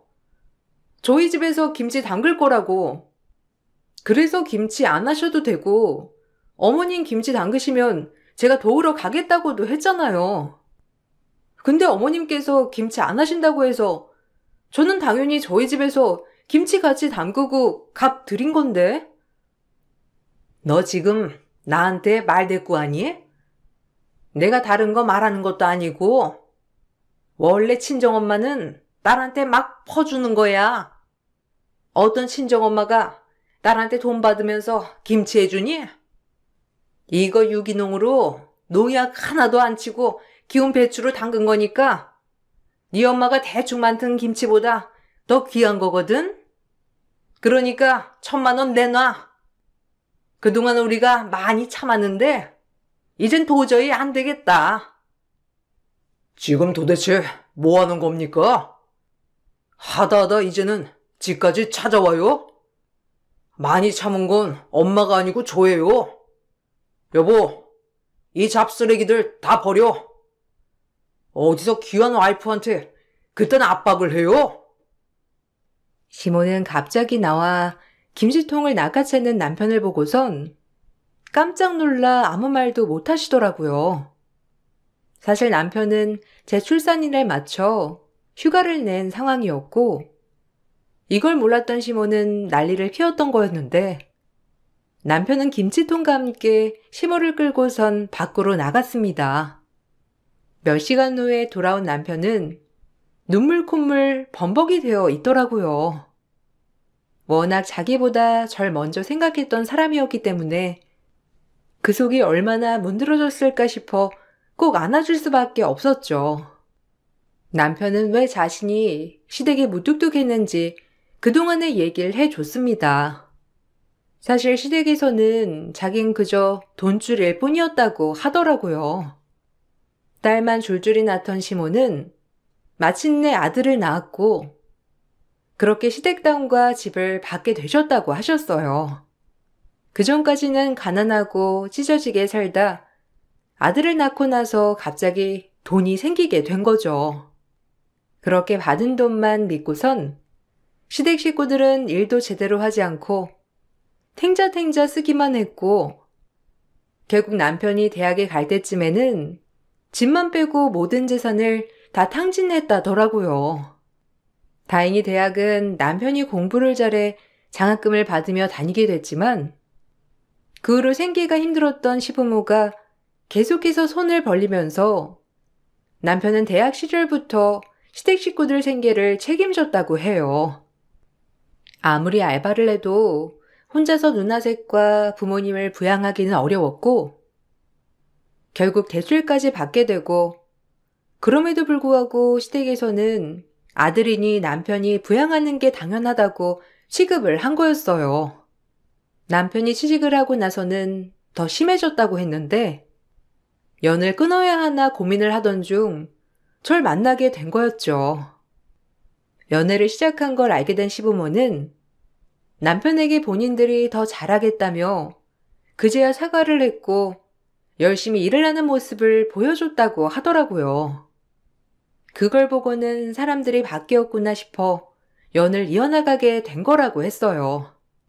그런데 결혼을 하고 보니 자기에게 했던 행동 그대로 저에게 뒤에서 하고 있었다는 걸 알게 되었고, 이제는 아빠가 되었으니 더 참으면 안 된다 생각을 했다더라고요. 남편이 엉엉 울며 털어놓는 얘긴 저에게도 충격이었는데, 돈줄로만 봤던 아들이라니 참 마음이 아프더라고요. 그동안 남편은 다른 지역으로 정근을 신청했고, 저희는 빠르게 이사를 가게 되었어요. 나중에 시간이 흐르고 큰 신우가 제 바뀐 번호로 연락이 왔죠. 올케, 잘 지내고 있어? 우리 조카는 잘 크지? 올케한테 전화를 해야 할까 말아야 할까 고민 많이 했어. 현욱이가 다시 한번 연락하면 우리 시댁에 다 얘기할 거라며 말했었거든. 엄마 아빠도 마음은 그게 아니셨을 텐데 삶이 힘드셔서 그랬던 거야. 이해하지? 현욱이랑 얘기 다시 하고 싶은데 아직은 좀 이른 것 같아서. 그래도 올케가 옆에서 좀 얘기를 꺼내주면 안 될까? 형님, 저 남편한테 다 들었어요. 고등학교 때부터 아르바이트 시켜서 그 돈 다 가지고 가시고 대학교 때도 아르바이트 한 돈 다 달라고 하고 취업하고서도 남편한테 돈 달라고 하시고 안 주면 회사까지 쫓아와서 난리를 피우셨다면서요. 형님들 결혼할 때 결혼자금 보태주라고 내내 괴롭히시고 형님네들도 똑같이 그러셨다면서요. 근데 어떻게 제가 다시 가족들이랑 연락하라고 하나요? 올케, 그거 다 오해야. 우리 집은 아들이 현욱이 하나잖아. 엄마 아빠가 현욱이 하나만 보고 살았어. 시골 어른들 다 똑같지 뭐. 우리도 그러고 싶어 그런 게 아니라 하여튼 오해가 있어서 그런 거야. 올케가 한 번만 현욱이한테 잘 말해주면 안 될까? 사실 엄마 아빠 지금 사기죄로 감옥 가게 생겼어. 노인네들 감옥 가게 그냥 둘 순 없잖아. 합의금만 좀 어떻게 안 될까? 남편 이름 팔아서 사기 친 거요? 그거 형님들도 같이 사기 치셨잖아요. 저희 남편 이름 팔아가지고 저희가 모를 줄 아세요? 남편이 그거 알고 자기는 앞으로 고아라고 부모고 형제고 아무도 없다고 한 거예요. 어떻게 뻔뻔하게 저한테 이렇게 전화를 할 수가 있죠? 염치가 있으면 평생 속죄하면서 살아야죠. 사람이 어떻게 이렇게 뻔뻔할 수가 있어요? 평생을 그렇게 뜯어먹고도 모자라서 이름까지 팔아먹어요? 다시 한번 전화하면 압박으로 고소할 겁니다. 다시는 전화 남편 앞에 나타나지 마시고 소식도 전하지 마세요. 남편이 연을 끊기 전 시댁 식구들은 돈 날 곳이 없으니 남편 이름을 팔아 돈을 여기저기 빌리고 다녔더라고요. 남편이 대기업에 다니고 있으니 사원증을 보여주면서 잘못되면 대출받아 다시 갚을 수 있다며 돈을 빌렸던 거죠. 거기다가 남편이 병원비로 한번 큰돈을 이체한 내역이 있었는데 그걸 가지고 매달 받는 용돈이라고 속이며 돈을 빌렸다고 하더라고요. 시부모가 빌린 돈을 갚지도 않고 뻔뻔하게 나오자 채무자들은 남편을 찾아가기 시작했고 그 사실과 더불어 저에게 유기농 김치를 가져다 주면서 돈을 달라고 한 것까지 더해 결국 폭발하게 된 거였어요. 시부모는 사기죄로 처벌을 받게 되었고 그나마 남아있던 시골집도 경매로 넘어가 버렸다고 하더라고요.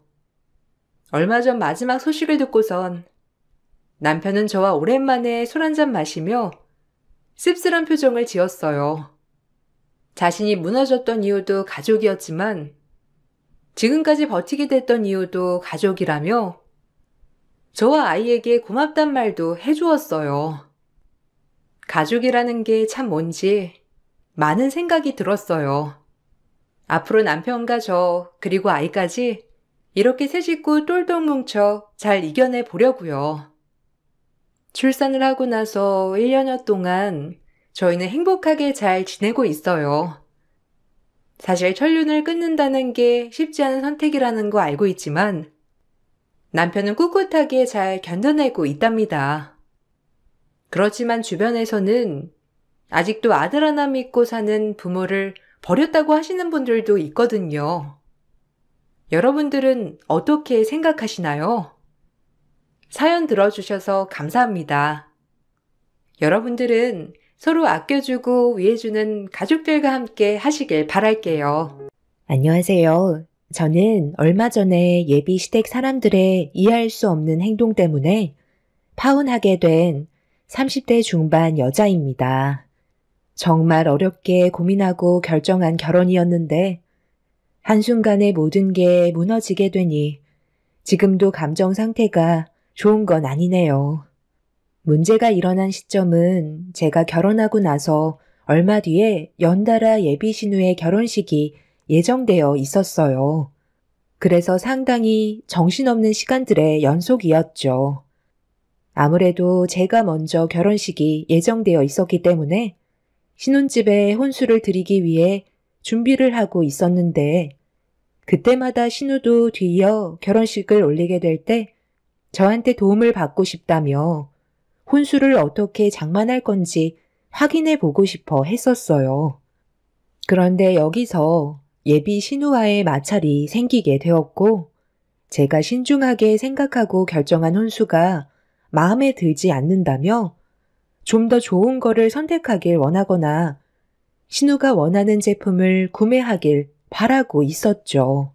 그런 신우의 행동이 저는 이해할 수가 없었어요. 제 신혼집에 들어갈 혼수를 신우가 간섭하는 게 신경에 거슬렸었죠.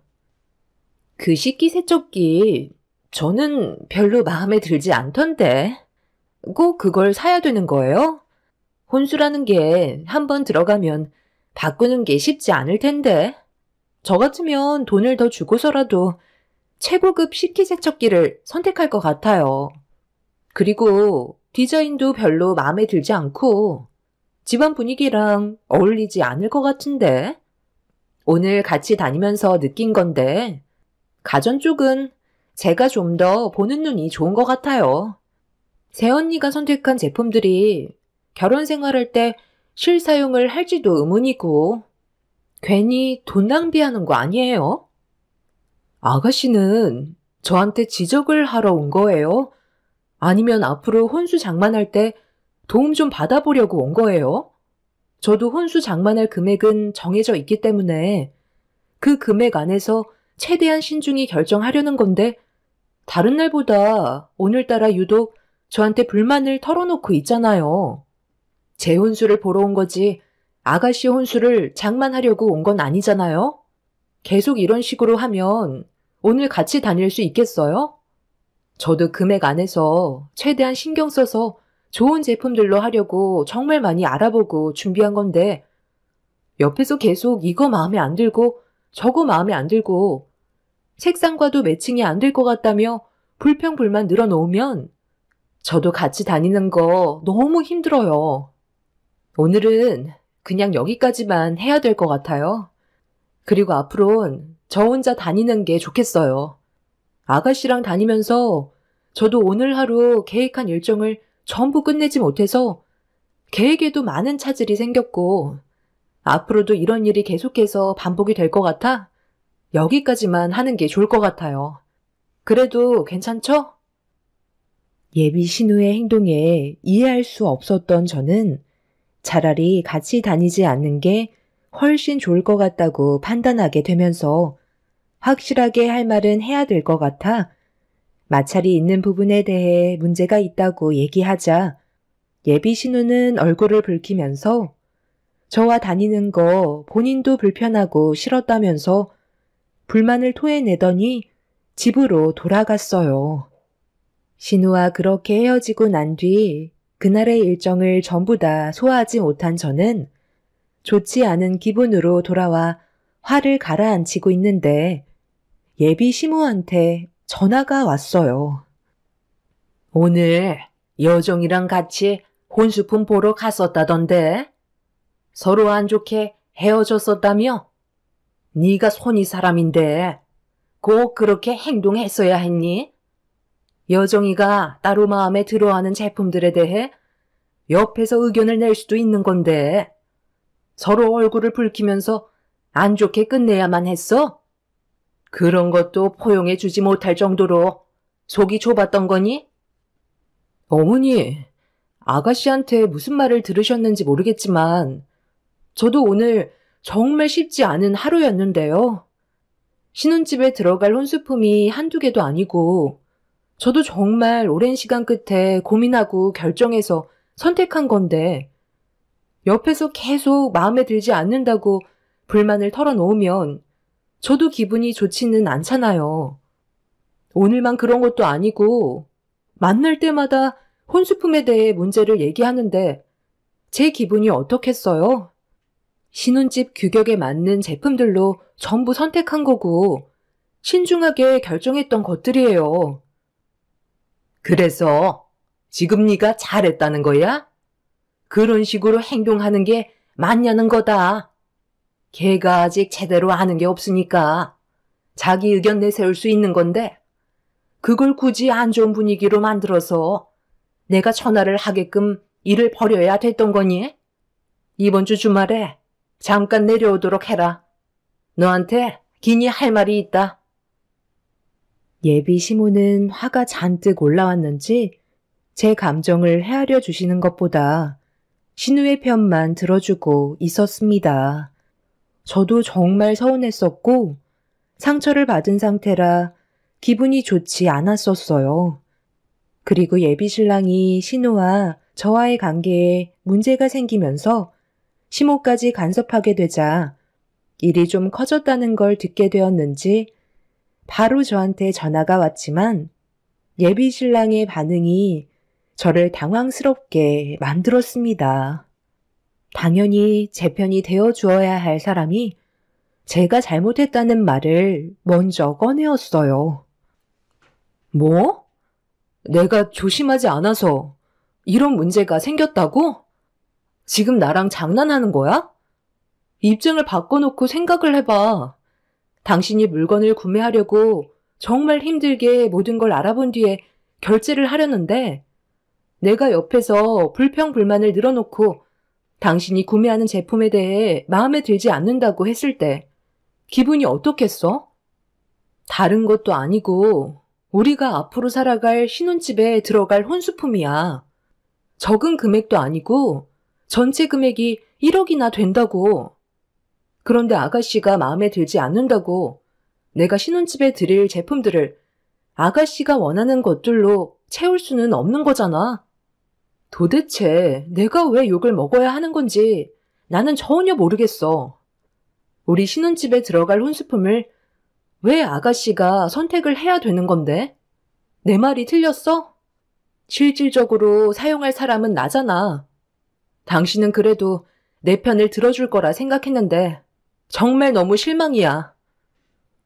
더 이상 듣고 싶지 않았던 저는 전화를 끊어버렸고 다시 걸려온 예비 신랑의 전화를 받지 않았습니다. 결혼식이 얼마 남지 않은 상태에서 서로가 예민한 만큼 조심해야 되는 건데 예비 신랑까지 저에게 실망을 안겨주니 너무 기분이 좋지 않았어요. 그날 이후 몇 번이나 미안하다고 저에게 사과를 하게 되면서 조금은 마음이 풀리긴 했었지만 주말에 예비 시모가 잠깐 시댁에 들리라는 말에 불안하기만 했던 저는 상처받는 말을 듣게 될까봐 걱정이 상당히 많았어요.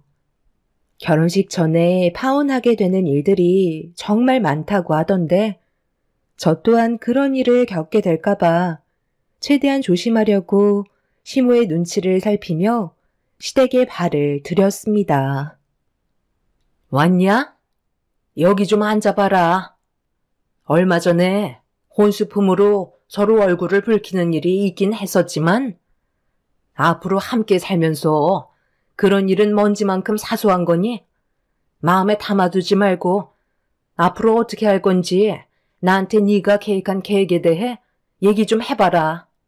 결혼식이 코앞인데 혼수품이 지금 신혼집에 들어가고 있는 거니? 네. 지금 거의 다 들어간 상태라 바로 결혼식 끝나고 입주하는 데는 전혀 지장이 없어요. 아마 다음 주 내로 나머지 물건들 들어올 것 같아요. 뭐든 미리미리 준비를 해놔야 문제가 없는 거야. 발등에 불이 떨어지고 나서야 움직이면 되는 건 하나도 없다. 전에 내가 했던 말에 서운한 건 아니지? 예비 시모는 혼수품이 신혼집에 전부 다 들어갔다는 말을 듣고 심적으로 안심이 되셨는지 저에게 날카로운 모습은 보여주지 않으셨어요. 그리고 며칠 전에 저에게 전화통화로 거친 말을 했던 부분에 대해서는 미안하다고 사과를 하셨습니다. 신우도 저에게 사과를 했지만 앞으로의 결혼 생활 동안 신우와의 마찰이 자주 있을 것 같아 걱정이 되긴 했었어요.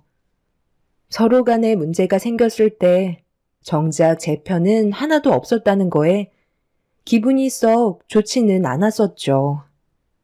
예비 신랑도 결혼식이 끝나면 정식적인 남편이 될 텐데 예비 시모와 신우의 말만 듣고 제 편에서는 조금도 들어주려 하지 않았다는 거에 처음으로 혼란이 찾아왔었죠. 예비 신우와 혼수품을 같이 보러 다니기 전까지는 전혀 알지 못했던 새로운 모습들을 발견하게 되면서 나중에 의견 차이가 생겼을 때 전과 같은 문제가 안 생길 거라는 보장이 없기 때문에 분명 또 다른 마찰이 뒤따라올 것 같아 오지도 않은 걱정을 미리 하게 되었죠. 말로는 더 이상 얼굴 붉힐 일은 없을 거라 했지만 불안한 마음은 털어내지 못했습니다.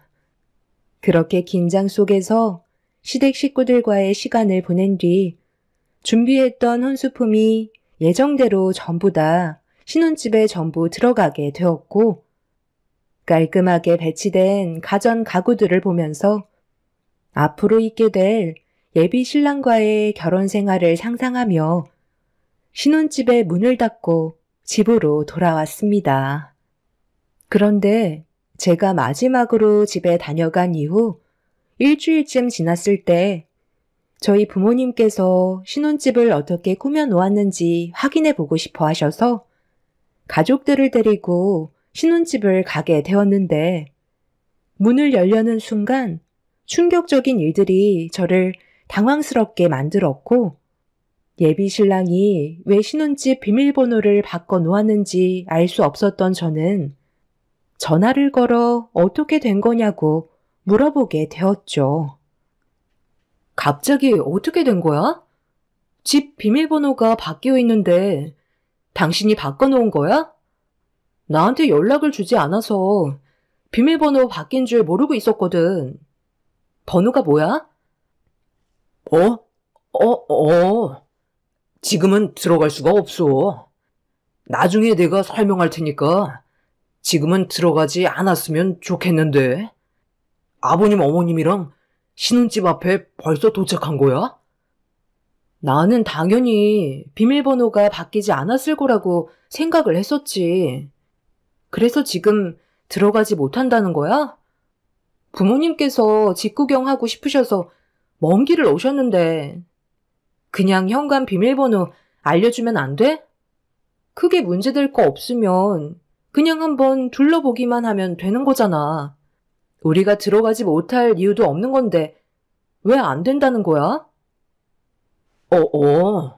그게 지금 좀 곤란한 상황이야.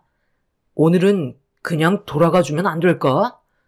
나중에 다 설명해 준다니까. 당신한테 뭐 하나 해주고 싶어서 나도 준비하고 있는 중이라서. 예비 신랑은 저를 위해 무언가를 준비했다며 신혼집 비밀번호를 알려주지 않았어요. 이벤트를 따로 계획하고 있는 것 같아 그런 노력을 물거품으로 만들고 싶지는 않아 부모님께 좋게 설명을 드린 뒤 오신 김에 부모님을 모시고 외식을 하러 가게 되었죠. 그런데 며칠이 지나도 신혼집 비밀번호를 계속해서 알려주지 않고 공개를 하려 하지 않길래 뭔가 느낌이 좋지 않아 저도 한계에 다다르기 시작했고 예비 신랑의 행동이 좀 지나친 것 같아 불만을 털어놓게 되었지만 예비 신랑은 끝까지 신혼집 비밀번호를 알려주지 않았습니다. 꼭 저를 놀리는 것 같은 행동을 보인 예비 신랑의 태도에 결국 화가 머리끝까지 올라오고 말았죠. 제가 극도로 화를 내자 예비 신랑도 당황했는지 제대로 말을 이어나가지 못했고 끝까지 비밀번호를 알려주려 하지 않자 결국 저는 잠긴 도어록을 열어줄 수 있는 출장 기사를 불러 강제로 문을 여는 방법을 선택하게 되었습니다. 그렇게 출장 기사님의 도움으로 현관문이 열리게 되었고 결혼식을 일주일 앞두고 신혼집에 발을 들인 순간 저는 너무 큰 충격을 받아 신발도 벗지 않은 채 집 안으로 달려 들어가게 되었고 눈앞에 펼쳐진 광경에 떨리는 손으로 예비 신랑에게 전화를 거는 순간 제가 문을 강제로 여는 걸 막으려 했는지 거친 숨소리를 내며 회사에서 신혼집에까지 사색이 된 얼굴로 급하게 온 예비 신랑과 마주치게 되었어요. 제가 떨리는 목소리로 어떻게 된 거냐고 물어보자 한참을 머뭇거리다가 말도 안 되는 이유를 늘어놓기 시작했어요. 아니, 그게 내 동생이 우리 결혼하고 곧바로 또 결혼을 하게 되잖아. 그런데 혼수품에 좀 문제가 있어서 당신이 준비한 걸 일단 좀 빌리기로 했었어. 그래서 며칠 사이에 당신이 준비한 혼수품들을 전부 동생이 살게 될 신혼집으로 옮기게 됐는데 내가 오빠이다 보니 결혼 선물로 뭐를 좀 해줘야 할 거 아냐. 어차피 우리는 다시 천천히 맞춰가도 되잖아.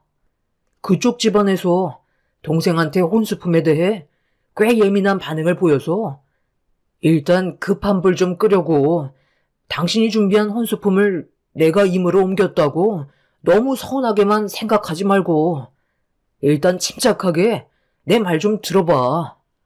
동생과 결혼하게 될 집안이 의사 집안이라 상당히 부유한 집안인데 이번 기회를 놓치게 된다면 너무 아깝잖아. 의사 사이 얻는 게 쉬운 것도 아니고. 그래서 그쪽 집안이 무리한 요구를 해도 최대한 맞춰주려 하는 거고 당신이 맞춘 혼수품들이 동생이 살게 될 신혼집에 딱 맞아 떨어지더라고. 그래서 이왕 결혼 선물 해주는 거 우리 집안 혼수품으로 채워준 뒤 나중에 결혼식 끝나면 동생이 다시 하나둘 채워준다고 했으니까 그때 우리는 다시 받으면 되는 거야. 미리 당겨줬다고 좋게 생각하면 되잖아. 당신이 손해볼 건 없다니까. 지금 그걸 말이라고 하는 거야? 당신은 도대체 나를 뭘로 알고 있었길래 한마디 상의도 없이 신혼집에 있던 가정 가구 혼수들을 전부 싹 다 아가씨 집에 들여놓을 수가 있는 거야? 그럼 지금 이런 상황을 아버님, 어머님께서도 전부 다 알고 계신 건데 모른 척 하셨던 거네? 그래서 우리 부모님이 신혼집 구경 오셨을 때 현관문 비밀번호를 변경해놓고 알려주지 않았던 거야? 어차피 걸리게 될 문제 아니었어? 일단 결혼식부터 저질러 보자는 거였니? 내가 좀 늦었다. 너한테 미리 얘기하려 했었는데 먼저 알아버려서 상황이 좀 이상하게 흘러갔다만 지금 상황을 너무 안 좋게만 생각하지 말고 내 딸 여정이한테 투자한다고 생각하면 좋지 않겠니? 의사 사이 들어오는데 우리 집안도 어느 정도는 있어 보여야 하고 요구 조건을 충족시켜줘야 결혼을 성사시킬 수 있을 거 아니냐. 너희들은 어차피 크게 내세울 것도 없고 그냥저냥 살면 될 테지만 내 딸 여정이는 이번 기회를 절대로 놓치면 안 될 만큼 두 번 다시 오지 않을 중요한 순간이다. 그러기 때문에 최대한 좋게 끌고 가야 하지 않겠니? 지금 당장은 네가 살게 될 신혼집의 혼수품들이 눈앞에 사라져서 너무 당황스럽고 화가 나겠지만 미래를 보라는 거야. 나중에 충분히 되돌려 받을 수 있고 여정이가 네가 준비했던 혼수품보다 더 좋은 것들로 채워준다고 했다니까. 그래서 저와는 한마디 상의도 없이 일을 저지르셨다는 거잖아요. 제가 반대할 게 뻔하고 그렇게 되면 의사 사이 보는데 문제가 생기니까 일단 일은 저질러 보자는 거 아니었나요? 뭔가 상당히 착각하고 계신 것 같은데요. 저 아직 어머니 집안의 며느리가 아니에요. 결혼식 올리지 않았고 혼인신고 서류에 도장은 찍지도 않았다고요. 그런데 지금 이게 뭐 하시는 거죠? 능력도 없는 집안에서 의사 사이는 보고 싶은데 무리한 혼수품 요구에 돈은 없으니까 제가 들여온 혼수품으로 어떻게든 해결 보시려 한 것 같은데 저는 지금의 행동에 대해 이해할 수도 없지만 받아들이고 싶지도 않네요. 저희 그만 파혼하겠습니다. 어머, 새언니. 제가 다 해명할게요. 제가 하자고 그랬어요. 이 집에 있던 혼수품 저희 신혼집으로 옮겨달라고 오빠한테 부탁한 거예요. 대충 얘기 들으셨겠지만 다른 것도 아니고 의사 집안이에요. 돈이 그냥 들어오는 거라고요. 새언니가 준비한 혼수품 그거 결혼식 끝나면 어렵지 않게 채워줄 수 있다고요. 그러니까 이번만 딱 눈 감아주시면 안 될까요? 1억밖에 안 되는 가정가구 혼수 그것보다 더 좋은 것들로 꽉꽉 채워드릴게요. 한 번만 눈 감아주세요. 제가 오죽급했으면 여기까지 뛰어왔겠어요. 우리 별것도 아닌 일 크게 만들지 말자고요. 손해볼 거 없으니까 지금 당장 앞만 보려 하지 마시고 나중에 새언니한테 들어올 여러 가지 혜택들을 생각해 보세요. 훨씬 더 많은 이득을 취하실 수 있어요. 그러니 너무 극단적으로만 분위기를 몰아가지 않으셨으면 좋겠어요. 그렇게 해주실 수 있죠? 그래서 내가 혼수품 보려고 따라왔었을 때 이미 전부 계획을 하고 있었던 거네. 이 사실을 나만 모르고 있었던 거고 당신이랑 아가씨랑 어머님께선 혼수품이 신혼집에 전부 들어오게 되면 한꺼번에 옮기려고 작정한 거였네요. 어머님이 그래서 혼수품은 신혼집에 다 들어갔는지 다시 한번 확인해 보려고 물어보신 거였어요. 저는 그것도 모르고 이 사람이 나한테 이벤트를 해준다고 그래서 상당히 들떠 있었는데 정말 저에게 엄청난 충격을 안겨준 이벤트였네요. 더 이상 할 말 없고 지금 이 상황 상식적으로 이해도 되지 않으니까 그만 파혼하겠습니다. 당장 재혼수 비용 그대로 토해내세요. 결혼은 없던 걸로 할게요. 개념을 쌈 싸먹은 예비시댁 식구들의 태도에 너무 화가 난 저는 그 사람들을 도저히 용서할 수가 없었어요. 남의 혼수품을 이용해 자신들의 이득을 취하고 원하는 걸 얻어내려는 계획을 가지고 있었다는 게 납득이 되지 않았었죠. 결국 이런 상황들을 부모님께 전부 다 알리자 경악을 하시면서 당장 파혼하라고 저보다 더 날뛰셨죠. 그런데 한 번 터진 문제는 여기에서 끝나지 않았습니다. 예비 신랑이 준비한 아파트가 알고 보니 시부모님과 예비신랑이 함께 마련한 아파트가 아닌 대출로 마련한 아파트였던 거죠. 결혼하면 어차피 맞벌이라 함께 갚아도 된다는 생각을 가지고 일단 일을 저질렀던 겁니다. 또 다른 사실을 알게 되면서 너무 화가 났던 저는 당하고만 있을 수는 없었어요. 예비 신랑이 저에게 숨겨왔던 것들이 너무나도 많았기 때문에 화가 머리끝까지 올라온 상태였죠. 시부모님께서 비싼 아파트라며 신혼집에 들어갈 가전가구 혼수품도 그거에 어울리는 물건들로 채워놔야 한다면서 무리하게 요구를 하시더니 저는 예비 신우의 결혼을 성사시키기 위한 일종의 도구에 불과했던 거였죠. 부모님께서는 파혼을 거부하고 있는 예비 시댁 식구들한테 법적으로 소송을 걸었고 저희가 손해본 부분에 대해 보상 처리를 요구하게 되었어요. 하지만 그 사람들은 예비 신우의 결혼식이 코앞까지 다가온 상태에서 모든 걸 물거품으로 만들고 싶지 않았는지 계속 버티며 저희 요구를 들어주려 하지 않았습니다. 결국 예비 신랑이 저희 집에 찾아와 살려달라며 애원을 하기 시작했어요. 원하시는 대로 파혼해 드릴 수 있습니다. 하지만 시간을 좀 더 주시면 안 될까요? 저희 동생 결혼식이 얼마 남지 않은 상태에서 상황을 악화시킨다면 지금까지 계획했던 모든 것들이 한순간에 끝나게 되는 건데 그럼 저희 가족은 얻을 수 있는 게 아무것도 없습니다.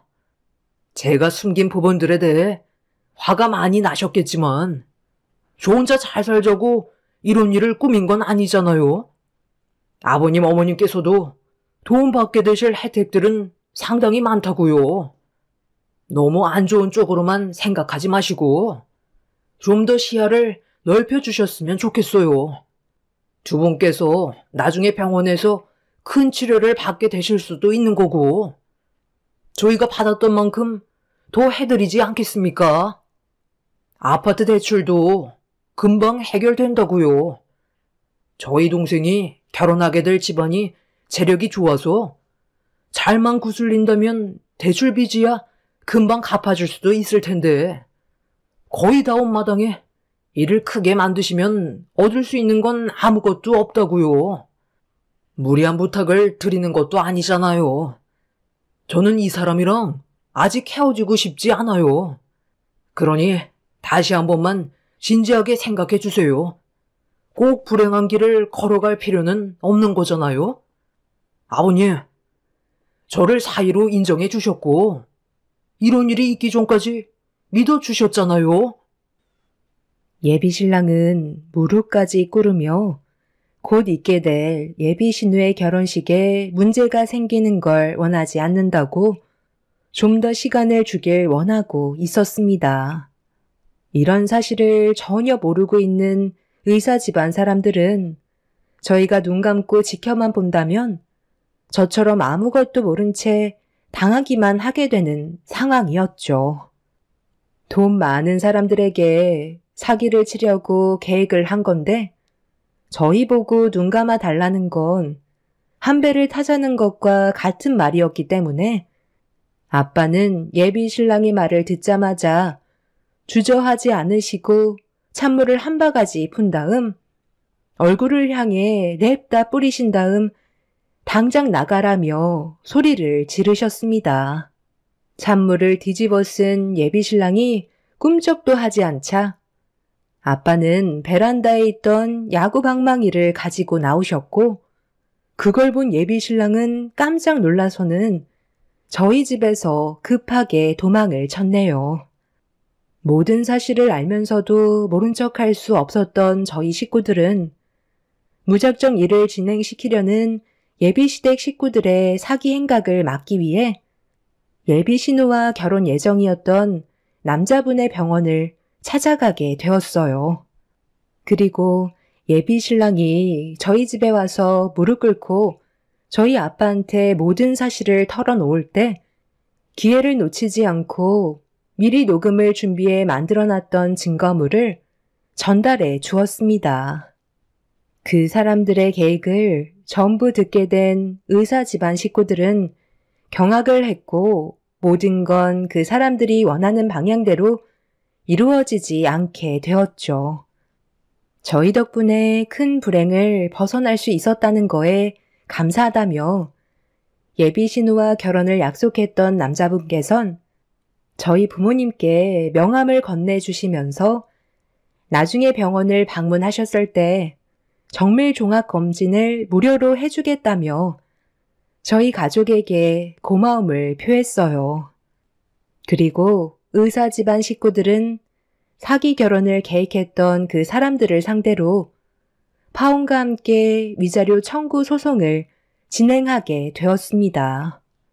양쪽 집안의 소송을 받게 된 그 사람들은 한 번만 용서해달라고 했지만 양쪽 집안 전부 조금의 선처도 없었습니다. 끝까지 자기 잘못을 인정하지 않던 사람들은 결국 법정에서 패소하게 되면서 양측 집안이 손해본 부분에 대해 전부 보상을 해주게 되었죠. 너희들은 후회할 짓을 한 거라고. 딱 한 번만 눈 감고 지나갔다면 앞날의 인생길이 폈을 텐데 꼴의 양심은 있어서 다 된 밥에 죄를 뿌려? 갑자기 찾아와서 다짜고짜 너희들이라뇨? 말 조심하세요.